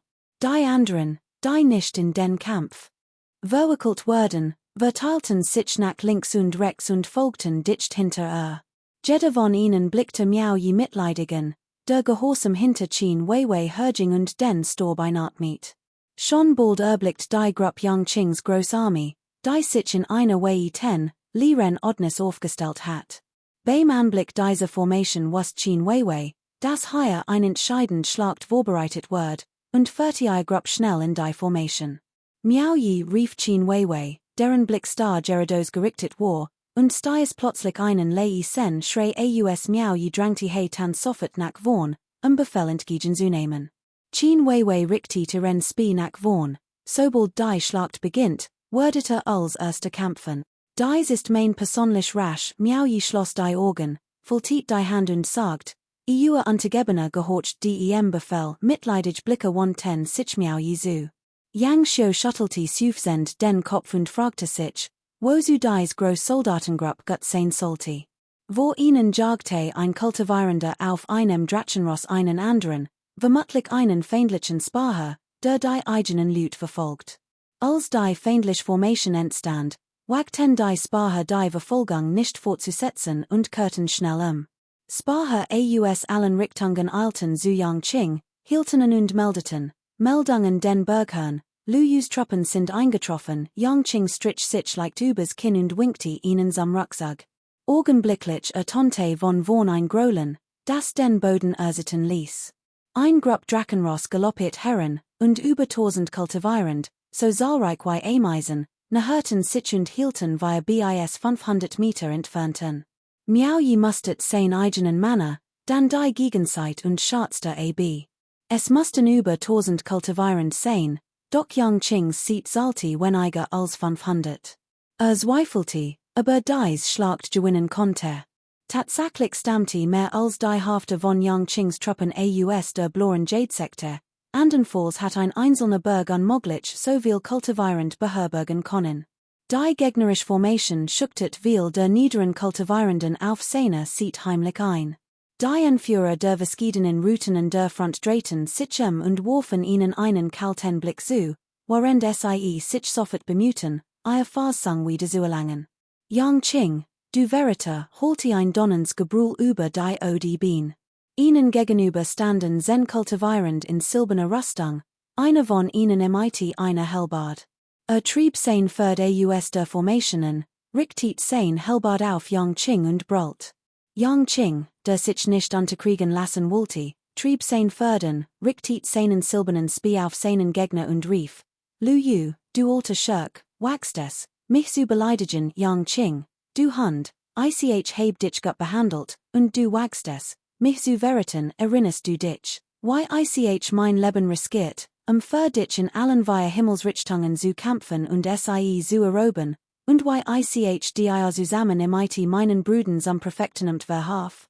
Selbst wenn ich kein Verdienste hat, hab ich sicherlich viel Lied ertragen, aber wie behandelst du mich heut?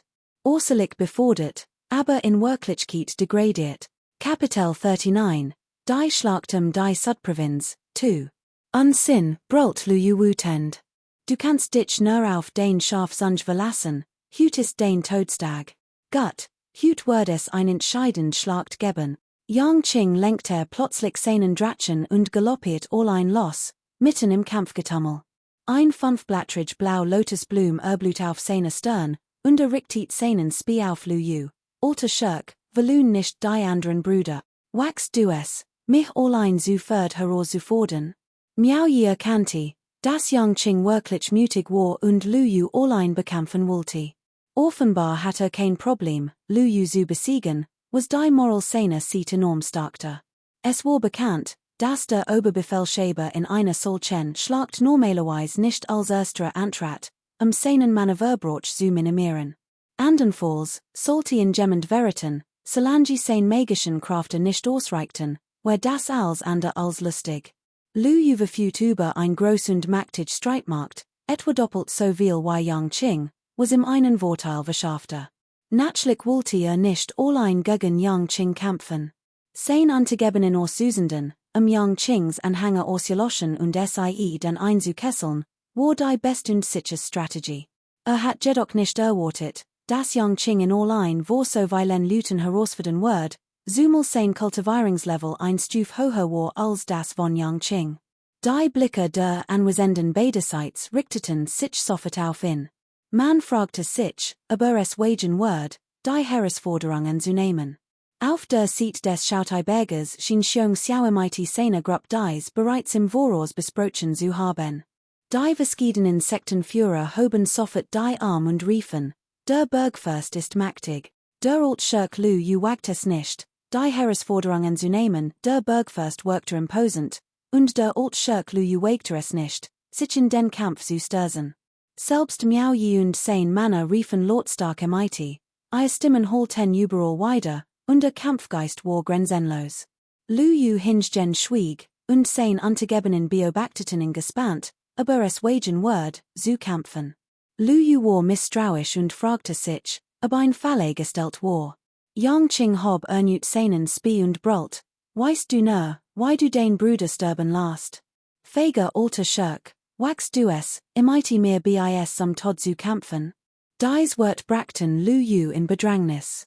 Wenn es hüt nicht wagte zu kämpfen, würde vor seinen anzugebenen wollig das Gesicht verlieren. Where es jemand imitate hohere Kultivierung güsen, hat im noch ausweichen können, und der Gesichtsverlust war nicht so groß güsen. Aber jemandem imitate niedrigere Kultivierung als selbst zu begegnen, und noch dazu einem anzugebenen, der ein Rebellion plant, in imitate dem Finger zu beschimpfen und eines Gesicht zu sägen, one zu reagieren, where wahrlich lächerlich güsen. Sobald sein anzugebenen in für einen Angeber one Substanz hielten, fürchtet dass Genjemand des wagen wird, Yangqing nachzuahmen, was endlos Problem nach sich sehen konnte. Last Jahr leben hinterjuk, brüllt Luyu, ein sechsblättrig blau Lotusblum blitz auf seiner Stirn auf, und sein Drachenross stürmte wie ein Wirbelwind vorwärts. Die mehrere hundert Meter wurden in einem Augenblick mighty der Geschwindigkeit des Drachenrosses zurückgelegt, und Luyu schlug wütend nach ihm. Yangqings silberne Spie blitz blau auf und verwandelt sich vage in die Illusion eins Stiers, der auf die Herrenstürmend hellbad zustürmt. Boom! Ein lauter Null holte weiter, die magisch Kraft vibriert, Sand und Stein flogen, und Luyu, der vorwärts stürmte, wird zum Stehen gezwungen. Beid Förder wehrten laut auf, scheinbar unfähig, dem Druckstand zu halten. Glücklicherweise besaßen ihr Besitzer defensiv magisch Kräfte. Ein normals Pferd hat unter einem solchen Druck mindestens Nockenbruch erlitten. Doch für Drachenreiter, die blitzschnell rennen können, ist ihr Beinkraft der größte Vorteil, weshalb sie bei Kultivierenden so begehrt sind. Sie haben also einen Damenenkens zweite Stuf, kein Wunder, dass sie so arrogant sind, schnaubte Luyu verachtlich. Das Fangtian Huaji in seiner Hand erstrahlt in grünem Licht und sägte vage die Illusion eins Barren, der mighty dem Arm schwingt. Yangqings Schultern zitterten. Die Tierkopf und seinen Schulterpansen erwachten plötzlich am Leben, denten sich augenblicklich aus und verwandelten sich in zwei Silben Nebelstrom. Unsalig Silben Lichtpunkt verdikteten sich rasch zu den Gestalten zweier wilder Bestien. Ein Tiger und ein Leopard mighty großen Oberkörpern und kleinen Unterkörpern schienen augenblicklich aus Yangqings Schultern zu entspringen und auf ihnen zu stehen, beiden einem vagegrünen Licht. Ein Tiger und ein Leopard, zusammen mighty dem illusorischen Stierspeer in Yangqings Hand, griffen gemeinsam Luyu an. Luyu war überrascht und wird sich unentwegt mighty seinem Fangtian Huaji, während die beiden ihr Drachenreiter antrieben, sie zu umkreisen. Ein erbitterter Kampf tobte, Wirbelt Sand und Stein wie ein Wirbelwind am Her und bot ein unglaublich Furchtgeregens Schauspiel. Where es ein Mensch aus Fleisch und Blut güsen, hat es kein Vertidigung gegeben, schon die bloß nahe hat in Stuck gerissen. Doch Yang Ching schien 3 Kopfe und 6 Arme zu haben, 3 gegen einen, was Liu Zwang, sich ständig zu verteidigen und immer wieder zurückzuweichen. Miao Yi so dies sien Summers 10 Mal und sant sofort ein telepathisch Nachrichten Yang Xiu, sich nach dem Geschehenen zu erkundigen. Nach Yang Xius Erklärung verstand dass Dämonen nicht in klein Range unterteilt wären. Die Kultivierung eins Dämons 10 Ranges entsprach der 1 Kultivierenden des Weißen Lotus, die 1 Dämons zweiten Ranges der 1 Kultivierenden des Grünen Lotus und die 1 Dämons dritten Ranges der 1 Kultivierenden des Roten Lotus aus. Dämonen können enthielten einen Großteil der Kultivierung des Dämons, etwas, das kultivierend Begurten und ausdem magische Artefakte gefertigt werden konnten. Hochrangig kultivierend konnten dies Artefakte aus der Fern einsetzen und Feinde aus der Distanz töten. Voraussetzung dafür war natürlich, den Dämonen kultivierenden zu töten, seinen inneren Kern zu erhalten. Nach dem Tod eins Dämonen kultivierenden ist das Kultivierungsniveau in seinem inneren Kern jedoch deutlich niedriger als zu Lebzeiten, und sein Rang sinkt automatisch ein Stuf. Beispielsweise liefert das Toten eins Dämonen kultivierenden dritten Ranges nur einen inneren Kern, der dem Kultivierungsniveau eins Dämonen kultivierenden zweiten Ranges entspricht, also dem 1 Kultivierenden im Reich des Grünen Lotus. Kapitel 40, Kampf die Südliche Erklärung, 3. Ich glaub nicht, dass Yangqing einen Dämon der Roten Lotusstuf töten kann, geschweige denn 3 davon in der Hand halten. Ich weiß wirklich nicht, wie an SIE gekommen ist. Kein Wunder, dass es gewahrt hat, Liu herauszufordern. Was den Dämonenken drittes Stuf angeht, das bedeutet, dass man einen Dämon der purpurnen Lotusstuf töten muss. Die Kultivierungsstufen der beiden Seiten sind so unterschiedlich wie Tag und Nacht. Selbst 100 Yangqing zusammen würden nicht ausreichen, einen Dämon der purpurnen Lotusstuf zu töten. Wie soll den inneren Kern erlingen? Während die beiden noch sprachen, tobte auf der anderen Seite ein bitterer Kampf. Als so, dass Liu kurz vor der Niederlage stand, brüllte plötzlich wütend, warum bist du noch nicht zur Hilfe gekommen? Lasst uns diesen Verite gemeinsam töten, in der Präfekte Nanshan eilten neben dem Verite Yangqing die übrigen nun Bergfürsten im Sofort zu Hilfe, und über 1000 kultivierend folgten ebenfalls den Befehlen. Auf diese Seite schwang die Xiongxiaogruppe, darunter auch Qin Weiwei, die Arm und rief, Toten auf der Odenebene schoss die Mordlust augenblicklich in den Himmel. Die Drachenfurt beider Seiten prügelten wie ein Flutwell aufeinander und erschütterten das ganze Land. Miao Yi war sprachlos, sein Mund stand offen. Als den morderischen Blick in Qin Weiweis Augen sah, wusste dass wie zuvor gehorchen und ihn mitnehmen musste. Obwohl Miao Yi die Situation nicht vollständig verstand, ahnte doch einiges. Würde es wagen, auf dem Schlachtfeldbefehl zu verweigen, hat Qin Weiwei sofort einen Vorwand, ihn zu töten, und Yangqing konnte nicht sagen. Daher blieb ihm nichts anderes übrig, als die Augen zu schließen und den Angriff anzuführen, indem aus dem Lager der 100 Blumenhol stürmte. Was ihn jedoch überraschte, war, dass Yang Xiu, der sich sonst im Hintergrund hielt, nun ebenfalls totet rief und im seinen beiden Axten dicht auf den Fersen folgte, was Miao Yi einen Moment lang storn zurückließ. Qin Weiwei führte die Untergebenen der 100 Blumenholen, spannte ihr Bogen und hielt SIE in ihren Händen. SIE legte 5 Pfeil ein, erfüllt SIE magische Kraft und war bereits am Angriff. Als ihr zarte Hand den Griff lockert, sichten 5 scharf Pfeilen Yang Xiu und Miao Yi vorbei und erschreckten die beiden. Augenblicklich trafen dies 5 Pfeil, erfüllt von einer strahlenden Aura, 3 kultivierend. 3 von ihnen stürzten von ihren Drachenpferden, während die beiden anderen von einem hochrangigen kultivierenden einem Spee abgehört wurden. Miao Yi dreht schnell den Kopf und blickte zurück. Ahnte, dass dies Frau, sollte nicht verzweifelt kämpfen, den Vorwand, den Kampf zu leiten, nutzen Word, in einem Pfeil zu töten. Gerade als die beiden Seiten kurz vor einem heftigen Zusammenstoß standen, wendet sich das Blatt. Die Yang Qing Lu Yu unerbittlich verfolgt hat, war in die Nahe von Lu Yus Lager gelangt.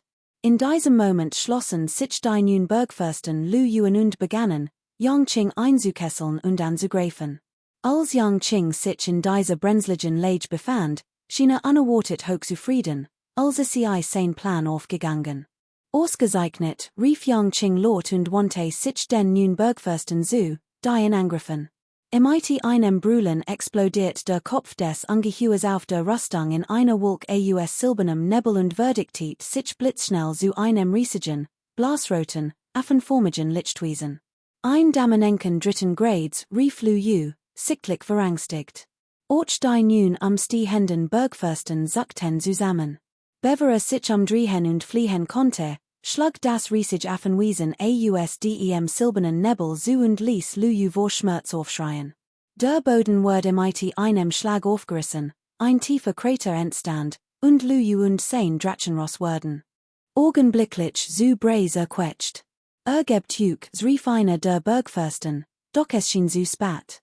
Noch vor wenigen Augenblicken hatte Yang Qing mit dem Tod bedroht, und nun ergab sich. Warum hatten sie nicht früher gesprochen? Warum hatten sie geschwiegen, als Yang Qing ihnen die Chance dazu gegeben hat? Yang Qing würde sie nicht so einfach davonkommen lassen. Der riesige auf seinem Kopf breitet sein am Aus und fegte durch das Gebiet. Laut Explosionen holten unaufhörlich weiter. Nun Bergfürsten, die nicht rechtzeitig ausweichen konnten, spuckten Blut und flutschten, ihr Tier schrien vor Schmerzen. Dies plötzlich sehen schockiert die anderen. Lu Yus Untergebene, die wortstürmt waren, kamen schnell wieder zu Sinnen, drehten sich und flohen wie von Sinnen. Die starksten auf dieser Seite waren all von Yang Qing getötet worden, niemand konnte dem mächtigen Feind noch standhalten, und es gab keine Möglichkeit mehr, weiter zu kämpfen. Außerdem war jemand, der sich gerade ergeben hat, getötet worden. Es war seltsam gewesen, wenn die anderen nicht geflohen waren. Miao Yi und Yang Xiu, die von Qin Weiwei zurückgehalten worden waren, stürmten vor und sahen sich verwirrten. Noch vor wenigen Augenblicken hatten sie gesagt, es war großartig, wenn Yang Qing einen Damenenken dritten Grades besaß, und Yang Xiu hat es für unmöglich gehalten. Unerwarteterweise hat Yang Qing tatsächlich einen magischen Schatz dritten Grades hervorgeholt und damit in einem einzigen Kampf über das Schicksal der Welt entschieden. Yang Qing ist wirklich skrupellos. Hat den magischen Schatz dritten Grades absichtlich von Anfang an nicht entfällt, aus Angst, Lu Yu und sein vertrauten konnten entkommen, und sie den mit einem Schlag ausgelöscht, die zukünftige Bedrohung zu besiegen, flüstert Yang Xiu. Nachdem mit Lu Yu und seinen Mannen fertig war, führte Yang Qing sein Untergebenen sofort vorwärts. Überhundert kultivierend, die vorstürmten, wurden überrascht und von den angreifenden Kultivierenden des Schauteibergers ausgelöscht. Die Angreifer bestanden aus Kernkultivierenden der südlichen Chen-Präfektur, zumeist meistern verschiedene Sekten. Yang Qings Anhänger verfolgten sie unerbittlich, einziger Vorteil besten darin, so viel Stellungen wie möglich einzunehmen. Miao Yi und Yang Xiu schlossen sich zusammen, einen Kultivierenden des vierten Grades des Weißen Lotus zu jagen. Drei Fehlsichten vorbei, und der Mann, erschrocken, dreht seinen Spieß am Parieren. Die brüllt Yang Xiu auf und schludert ein Axt, die den Mann in den Rücken traf. Wütend schwang Yang Xiu sein verbliebene Axt herab, Blut spritz wie ein Springbrunnen und trennte dem Mann den Kopf ab. Würfelt seinen Gegner nab, hob die Axt schnell auf und setzte sein wütend Verfolgung fort.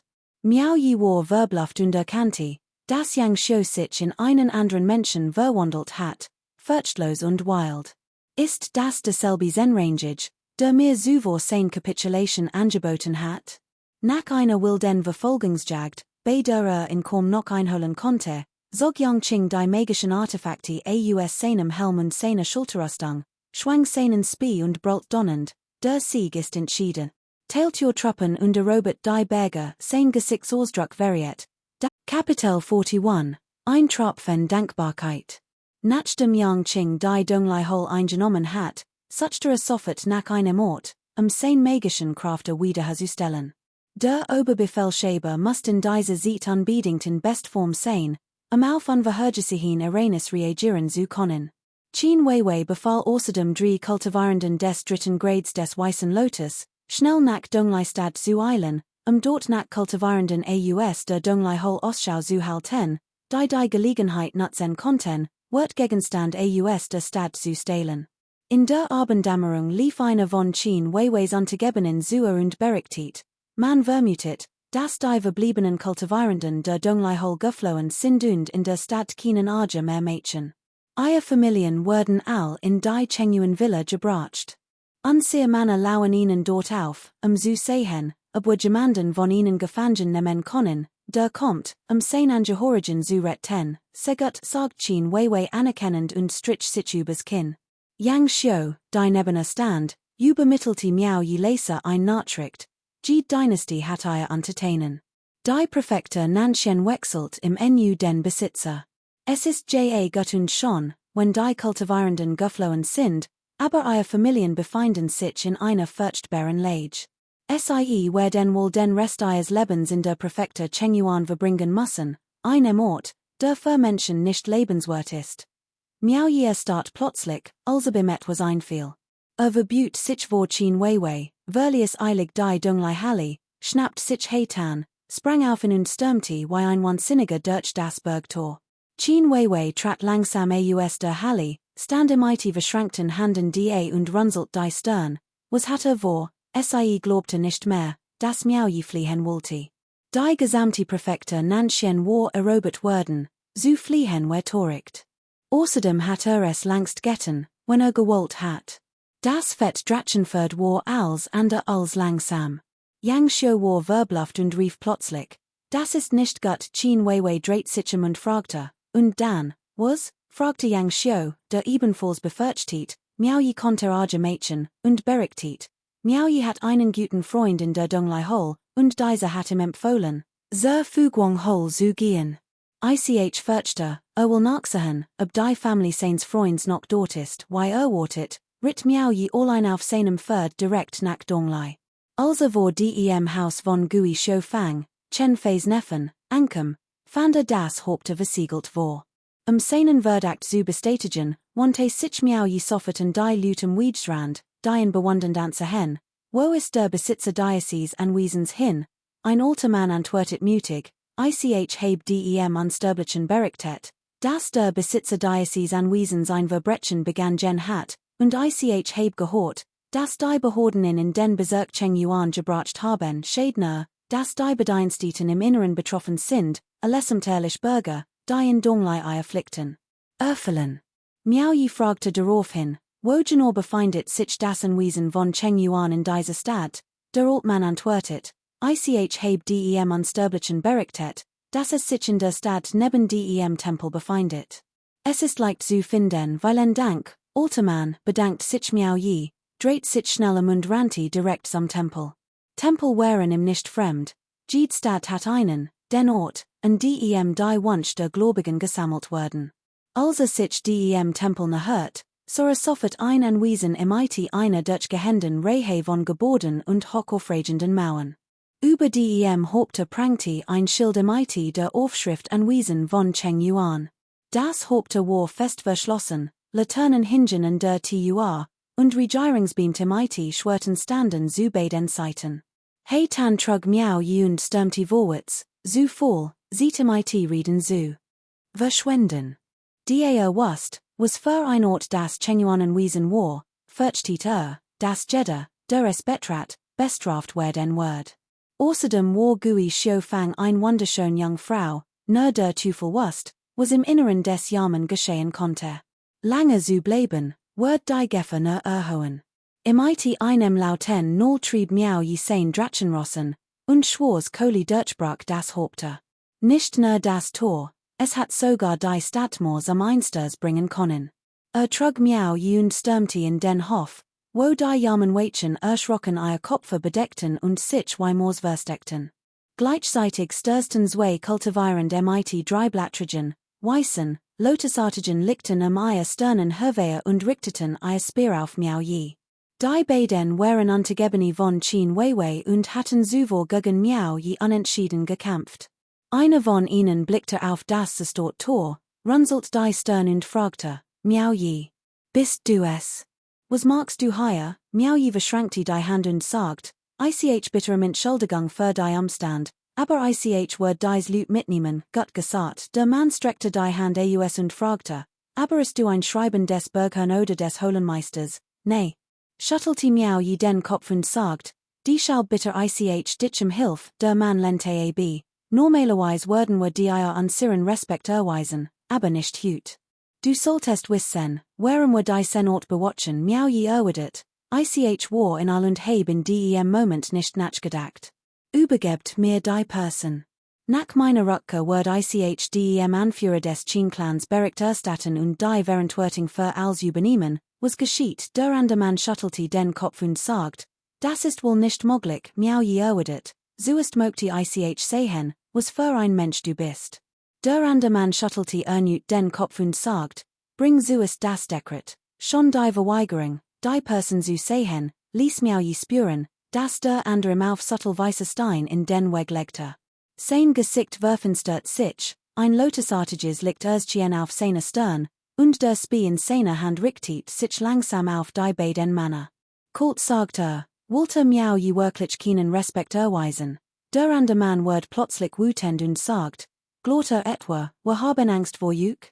So viel hatten sich zusammengetan und so lange gekämpft, wann Miao Yi besiegen zu können, und sie waren zutiefst frustriert. Wer Miao Yi nicht Yang Qings Aufmerksamkeit auf sich gezogen, waren die beiden nicht so hoffentlich zu ihm gewesen. Jetzt, die unberechtigterweise arge markte, but sich ihnen die Gelegenheit sehr rasch. Heitan stampfte unruhig den Hufen auf und spürte Miao Yis Zorn.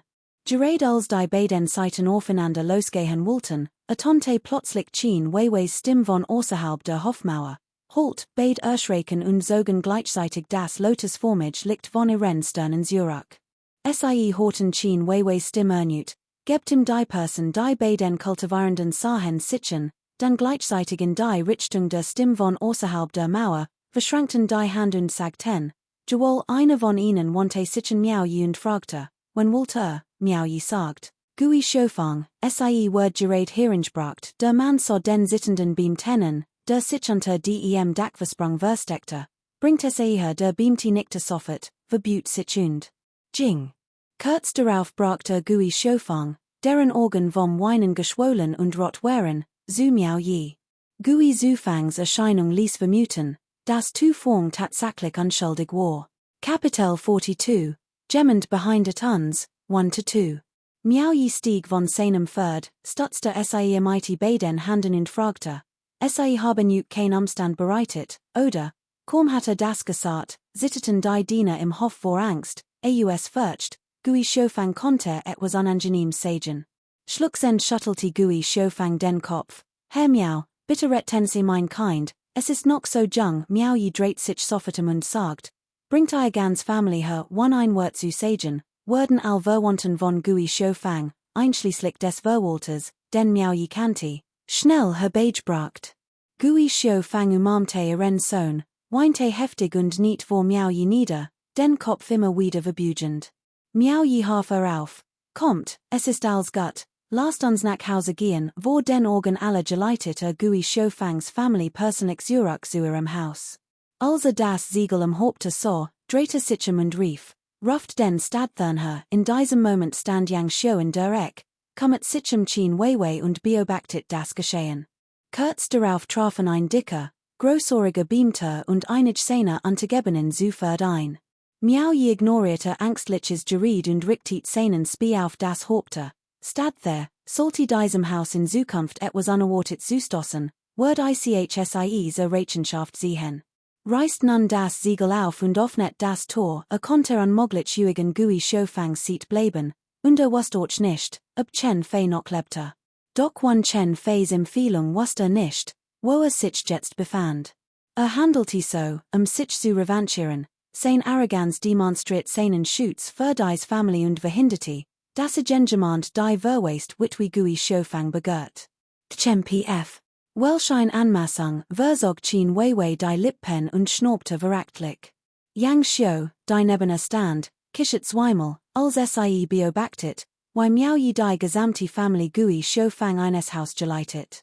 Als Miao Yi zurückkam, wandte sich in den Stadthern und sagt, bringt sofort als zurück, was in diesem Haus fällt.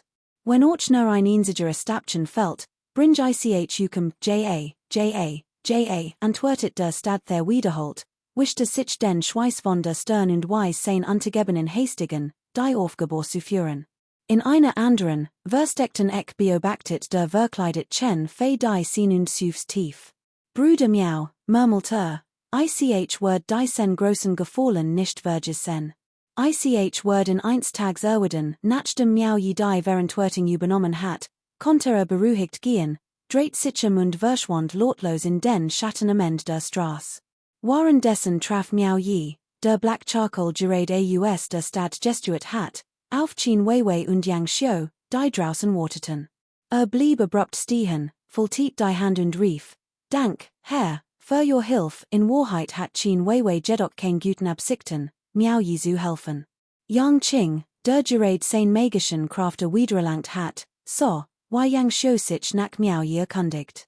Nachdem den Grund erfahren hat, lobte Yang Qing Miao Yi in höchsten Tonen und Preis in als loyalen und rechtschaffenen Mann, der Freundlichkeit mighty Dankbarkeit erwidert. Die Schaub hatte Chen Weiwei geschickt, jeglichen Ärger zu vermeiden. Chen Weiwei sagt jedoch spottisch, dies young Dame ist recht hübsch. Ich dacht, du würdest bei übernachten nicht so hübsch wie sie, schmeichelte Miao Yi sofort. Nachdem erfahren hat, dass dies Frau Yang Qings Adoptivtochter war, wird sein Verhalten deutlich hofflicher. Doch kaum hatte die Wort ausgesprochen, merkte wie unpassend sie wären, als ob sie ein versteckte Bedeutung hatten. Yang Xiu unterdrückte sofort sein Lachen, denn Miao Yis Antwort war einfach perfekt. Hat wohl sagen wollen, dass Gui Shofang nicht so schon ist wie sie und dass mighty schlafen wird, wenn es denn wollte. Gleichzeitig machte sich der Altmann groß Sorgen Miao Yi und hat sich am liebsten selbst geohat. Chen Weiweis Gesicht verdustete sich augenblicklich, sie schien kurz davor zu sein, vor wat zu explodieren, konnte sich aber beherrschen. Denn sie hat Miao Yis leers Kompliment durchschaut, falls sein wird überhaupt ein versteckte Bedeutung hatten, war es eindeutig ein plumps Provocationsmanöver. Sie schnaubte verachtlich, verzog das Gesicht und ritt auf ihrem Drachenferd davon. Miao Yi so bewusst aus und wechselt einen Blick mighty Yang Xiu, der mighty einem erhobenen Dormen sagt, du bist wirklich ein Fretchdax, Chen Weiwei zu necken. Miao Yi zuckte erschrocken zur Kapitel 43, gemmend behindet den Weg, 3. Alblickten sich verwirrten.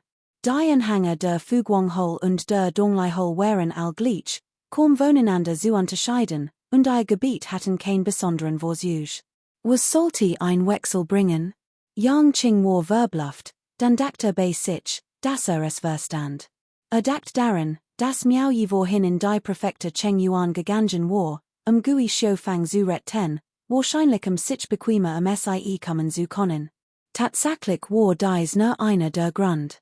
Wenn sich wirklich sie kommen wollte, würde sie spätestens, nachdem Miao Yi Holenmeister der Fuguang-Hole geworden war, nach Fuguangstadt bringen, sie dort anzusiedeln. Vor allem aber schätzte Miao Yi die geografisch Lage der Donglai-Hole am Meer. Nachdem Yang Xiu in daran erinnert hat, warum der Unterdrückung der magischen Kraft hochrangiger kultivierender widerstehen konnte, spürte dass die von alt bei aufgeseit Kultivierungsmethode nicht aufgeben, sondern fortsetzen sollte. Genehmigt, rief Yang Qing. Dann winkte ab und forderte Miao Yi auf zu gehen. Erklärt, dass die folgenden hochrangigen Ernennungen für seinen jetzigen Rang nicht in Frage kämen. Miao Yi bedankt sich und ging, war aber immer noch severaget über Xiong Xiao. Im war die verlockende Gelegenheit, sie im zu entressen, äußerst frustriert. War es wirklich so schwer, Holenmeister zu werden? In der Haupthalle tonte Yang Qings Stimme ernüt, ob Fuguang-Hole oder Donglai-Hole, beid gehoren zum Shanghai Gebirge. Wer möchte dorthing, es zu bewatchen?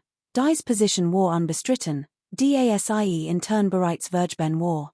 Zuvor hat größtent Ching my al personlich in die Haupthalle gerufen, zu beraten. Scheinbar beilofig erklärt sie, der Herr des Anwesens beabsichtigt, al nun Holenmeister unter seiner Autorität, im IT Ausnahme von Chin Weiwei, zu Bergmeistern zu befordern und einen Berg der Lanyu-Sekte zu übergeben, die Chin Weiweis Kultivierung noch etwas niedrig sei. Unglücklicherweise sei der Meister der Riesenjung Hole im Kampf gefallen und konnte daher nicht beide Berge an die Blaujade-Sekte übergeben. Der verbleibende Berg soll daher einem im Nahestehenden zu seinem Seelenfrieden gegeben werden, nicht wahr? Natürlich nicht all zustimmend. Es war unmöglich zu behaupten, es wäre angemessener, in einem Außenstehenden zu geben, wer das nicht wäret. Obwohl Tant Chingmai nur beilofig sprach, verstand jede die tiefe Bedeutung hinter ihren beiden Erwartungen von Chin Weiwei und der Bezugnahme auf einen ihnen nahestehenden Menschen. Auch war allen klar, dass Yang Ching einig Dinge hat, die nicht davon sprechen konnte und die durch Tant Chingmeis Wörtner andutit. Yang Ching wollte sein Tochter fordern, mehr Kraft durch Weiroch und Gebiet verlegen und die Kultivierung rasch verbessern. Was hat man dagegen einwenden können? Im Gegenzug wurden sie, sobald sie die Position des Bergherrn übernommen hatten, ihr eigenen Leute befordern und dies nach ihrer Rückkehr auch in die Praxis umsetzen. Doch von Anfangen hat Yang Ching Miao Yi benutzt, die Position des Bergherrn des Shanhai-Gebirges zu erwarnen, und jeder hat Yang Chings Absichten bereits durchschaut. Miao Yi, der nur ein Kultivierung des Weißen Lotus ersten Grades besaß, konnte immerhin Holenmeister werden. Warum sollte Chin Weiwei nicht Bergherr des Shanhai-Gebirges werden können? Yang Ching hat bereits alles vorbereitet und wartet nur noch auf Miao Yis Zustimmung. Daher ergriff Xiong Xiao vor den anderen das Wort, verbot sich und sagt, Herr des Anwesens, ich glaub, dass Holenmeister Chin von der Beihua dies Roll übernehmen kann. Ich stimme zu, die Untergebenen des Schauteibergers erhoben sich nacheinander, zustimmen. Nur Chin Weiwei blieb regungslos stehen. Verständlicherweise fühlte sie sich unwohl dabei, sich in dieser Angelegenheit selbst. So wird zu melden. Yang Ching warf Chin Weiwei einen Blick zu und sogert, Kultivierungsstand entspricht lediglich dem 5. Grad des Weißen Lotus. Ist es wirklich angemessen, dass sie die Position der Bergherrin des Shanhai-Berges übernimmt? Jemand erwidert schnell, Miao Yi, im IT seinem Kultivierungsstand des Weißen Lotus ersten Grades, kann immer noch Holenmeister sein. Warum sollte Holenmeister Chin nicht die Bergherrin werden? Die Untergebenen wären der Ansicht, dass die Ernennung tugendhafter Personen kein Bevorzugung von Verwandten beinhalten sollte. Xiong Xiao fügte hinzu, ich erinnere mich, dass der Präfekt einmal sagt, dass Miao Yi, wenn die Hazen des Volks gewinnen kann, genet das, dann fragte die anderen. Seid allem IT Chin Weiweis Position als Bergherrin des Shanhai-Berges einverstanden? Xiong Xiao, stimmwohl und ganz zu einverstanden, die Genigen, die noch nicht Berg oder Holenherren wären, jubelten begeistert, als ob sie niemanden außer Chin Weiwei als Bergherrin des Shanhai-Gebirges akzeptieren würden. Die Mitglieder der Blauen Jade-Sekte blickten sich erstaunten. Der Tod des Holenherrn der Jiang Hole hat eine freie Position hinterlassen, die sie ursprünglich kämpfen wollten. Denn der Sieg in diesem Kampf war nur möglich, weil die Jade-Sekte und Yang Ching ein Vereinbarung getroffen hatten, und es war nahezu unmöglich, Yang Ching ein Dämonenelixier dritten Grades zu geben. Ursprünglich wollten sie warten, bis die beiden Bergherrenposten frei wurden, sie den beide zu besetzen. Unerwarteterweise stimmte nun die überwiegende Mehrheit dafür, dass Chin Weiwei die Position der Bergherrin einnehmen sollte. Die Minderheit, die sich der Mehrheit bügt, ließ sie sprachlos zurück. Außerdem war Chin Weiwei Yang Chings Adoptivtochter, weshalb es unangemessen war, sich vehement zu widersetzen. Schließlich wurden sie in Zukunft im IT Yang Chings Untergebenen zusammenleben müssen, und es war unklar, im Gegenüber respektlos zu sein. Die Mitglieder der Jade-Sekte verstummten und brachten kein Wort heraus. Angesichts der bedachtlichen Haltung aller stimmte Yang Ching widerwillig zu und seufzt, in Ordnung, Chin Weiwei, bist du bereit, die Position des Bergfürsten des Shanhai-Gebirges anzunehmen, fragte Chin Weiwei trat sofort aus der Reihe, vollzieht die Hand und sagt, Urantegebene Word sicherlicher Bestgebene und die Erwartungen des Perfekten und der Bevölkerung des Bezirks Nantian nicht enttäuschen. Dann ist es so beschlossen, rief Yang Qing, der sich dem allgemeinen Willen anschloss, und ernannte in zum Bergfürsten des Shanghai-Gebirges. Anschließend übernahm Xiong Xiao Yang Qings vorherige Position und wurde Bergfürst des Shanghai-Gebirges. Auch die verschiedenen Höhlenfürsten wurden nacheinander zu Bergfürsten befördert. Die Blau-Jade-Sekte hat zwar nur die Herrschaft über einen einzigen Berg gesichert, wo aber dennoch nicht benachteiligt. Mit Yang Qing war zuvor vereinbart worden, dass nach der Eroberung des Bezirks Nantian viel freie Positionen in den Bergen und Höhlen unter ihrer Kontrolle zuerst den Jungen der Blauen-Jade-Sekte zugeteilt wurden. Das bedeutet, dass von nonnen mehr als die Hälfte der Jünger der Blauen-Jade-Sekte faktisch rechtmäßig Empfänger von Weihrauchopfern und anderen Belohnungen wären und nicht lange Mussum nach Wegen suchen mussten, ihr Kultivierung langsam zu steigen. Ein solche Gelegenheit bot sich nicht jeder Sekte. Den Eagle wie mächtig ein Sekte auch sein möchte, sie konnte die 6 himmlischen Heiligen nicht übertreffen. Die 6 Wesen des Himmels und der Erde hatten dies Riegel aufgestellt, die großen Sekten zu unterdrücken und ihre Expansion zu verhindern. Jede Sekte, die diesem System beitreten wollte, musste eine Genehmigung einholen und dies, Kapitel 44, jemand behindet, vor. Achtet darauf, das Gesetz zu befolgen. All jubelten. Nach der Versammlung hat jeder bekommen, was wollte, und verlieh zufrieden die Hauptteil. Man verabschiedet sich voneinander und bereitet sich darauf vor, hohe Positionen zu erreichen und die damit verbundenen Privilegien zu genießen. All eilten zurück.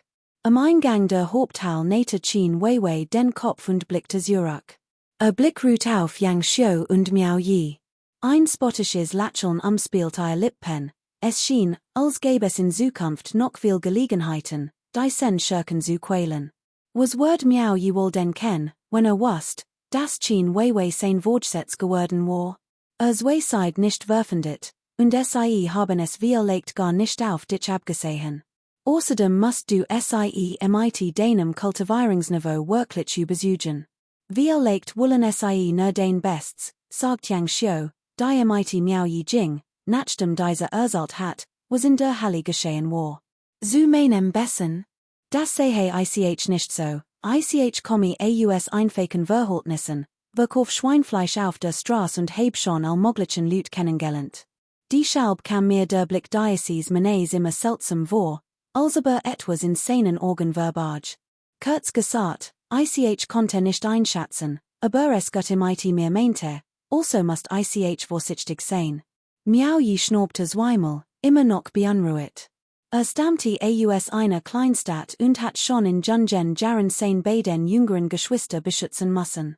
Ihre Sicherheit zu gewährleisten, hatte einen Hang so rasch entwickelt. Besaß auch ein rücksichtslos Nature, sonst wär dies dreikopfige Family leicht skikaniert worden.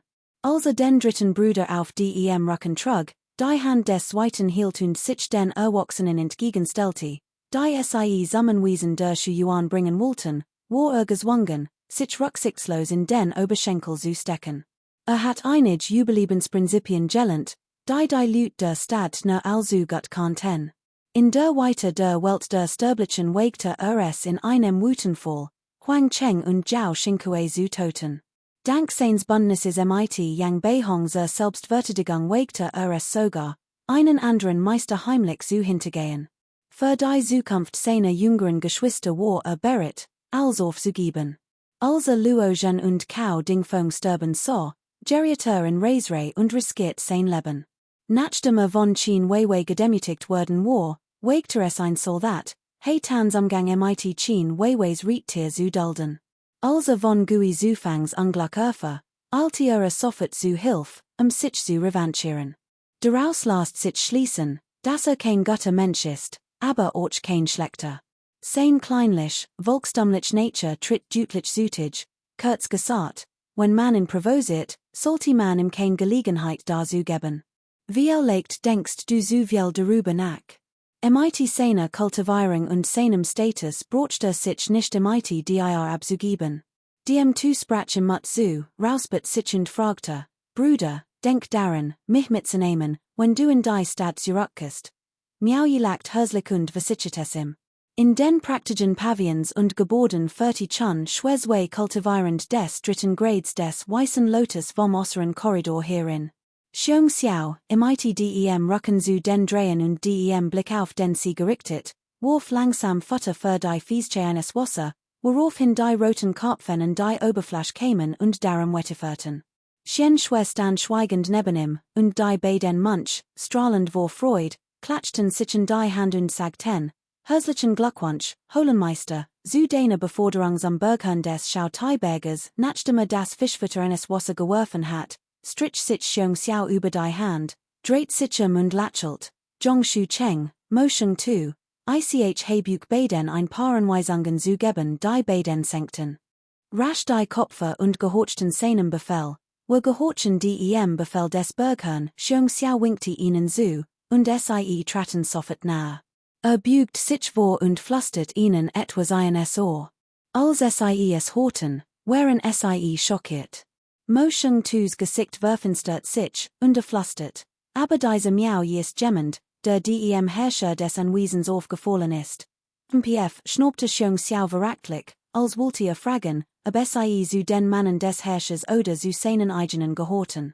Mosheng tu andet schnell sein Wort. Bergherr, ihr Untergebener hat kein Hintergedanken, nur wirkt dieser young man etwas seltsam, hat doch den letzten Kampf gesehen, selbst von Flut konnten ihn nicht allein besiegen. Ich fürchte, wer den die Erwartungen des Berghorn enttäuschen. Hung Q warf Shen Tuait einen Blick zu und dutete dem Kinn. Shen Tuait zog sofort ein kleines Jadefläschchen aus ihrem Armel und reichte es den beiden. Zhongshu Cheng nahm es entgegen und sogert, bevor sagt, das ist, unsterblicher Roche, rief Hung Q und dutete auf einen Satz. Dann sagte beiläufig, wir müssen albesietigen, dies wagen, in meinem Gebiet Arge zu Mädchen. Ich will nicht, dass diese Bengels zurückkehrt, und ich will auch nicht, dass der Präfekt erfahrt, dass dies Angelegenheit im mehr zu tun hat. Wisst was zu tun ist, Mosheng tu verbut sich sofort und sagt, wer denn die should verseinen tod diesem dämonischen Kultivierenden in die Schuh schieben, Hung Q strich sich zufrieden übers Kinn und sagt, ich schatze juk beidem noch sehr.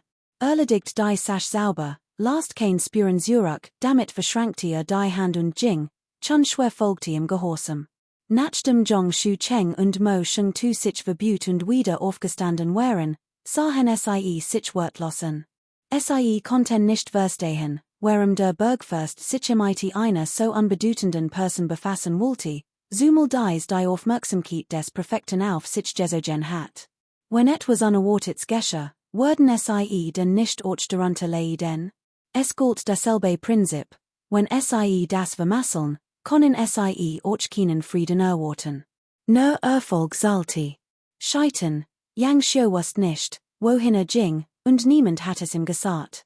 Kurz gesagt, unterstand noch immer Qin Weiwei und folgte im Aus der Präfekte Nanxian, seinen Posen anzutreten. Miao Yi folgte Xiong Xiaos Mannen und machte sich auf den Weg am Schauteiberg, dort seinen Posen zu übernehmen. 2 Tage später, mittags, hielt ein Grupp schnell galoppierender Förder an einer Wegkreuzung. Xiong Xiao rief Miao Yi mit einem strahlenden Lächeln zu sich, lobte und ermutigten, wünschte ihm viel Erfolg auf seiner Reise und riet ihm, den Schauteiberg in Zukunft öfter zu besuchen. Kurz gesagt, sein Verhalten war überaus freundlich und zeigte offenbar großen Respekt vor Präfekt Yang Qing. Anschließend führte Xiong Xiao ein großes Truppenkontingent zum Schauteiberg, dort seinen Posten einzunehmen. Mosheng tu, Zhongshu Cheng und Miao Yi begleiteten ihn. Nachdem sich die drei in einer Wegebelung vorgestellt hatten, zogen sie zügig in einander Richtung Wei Ter, in Richtung Changfeng. Beim Klang des Namens Changfeng regte sich Miao Yis Herz, es war sein Heimatstadt, und verspürt ein Weich Sehnsucht nach der Rückkehr.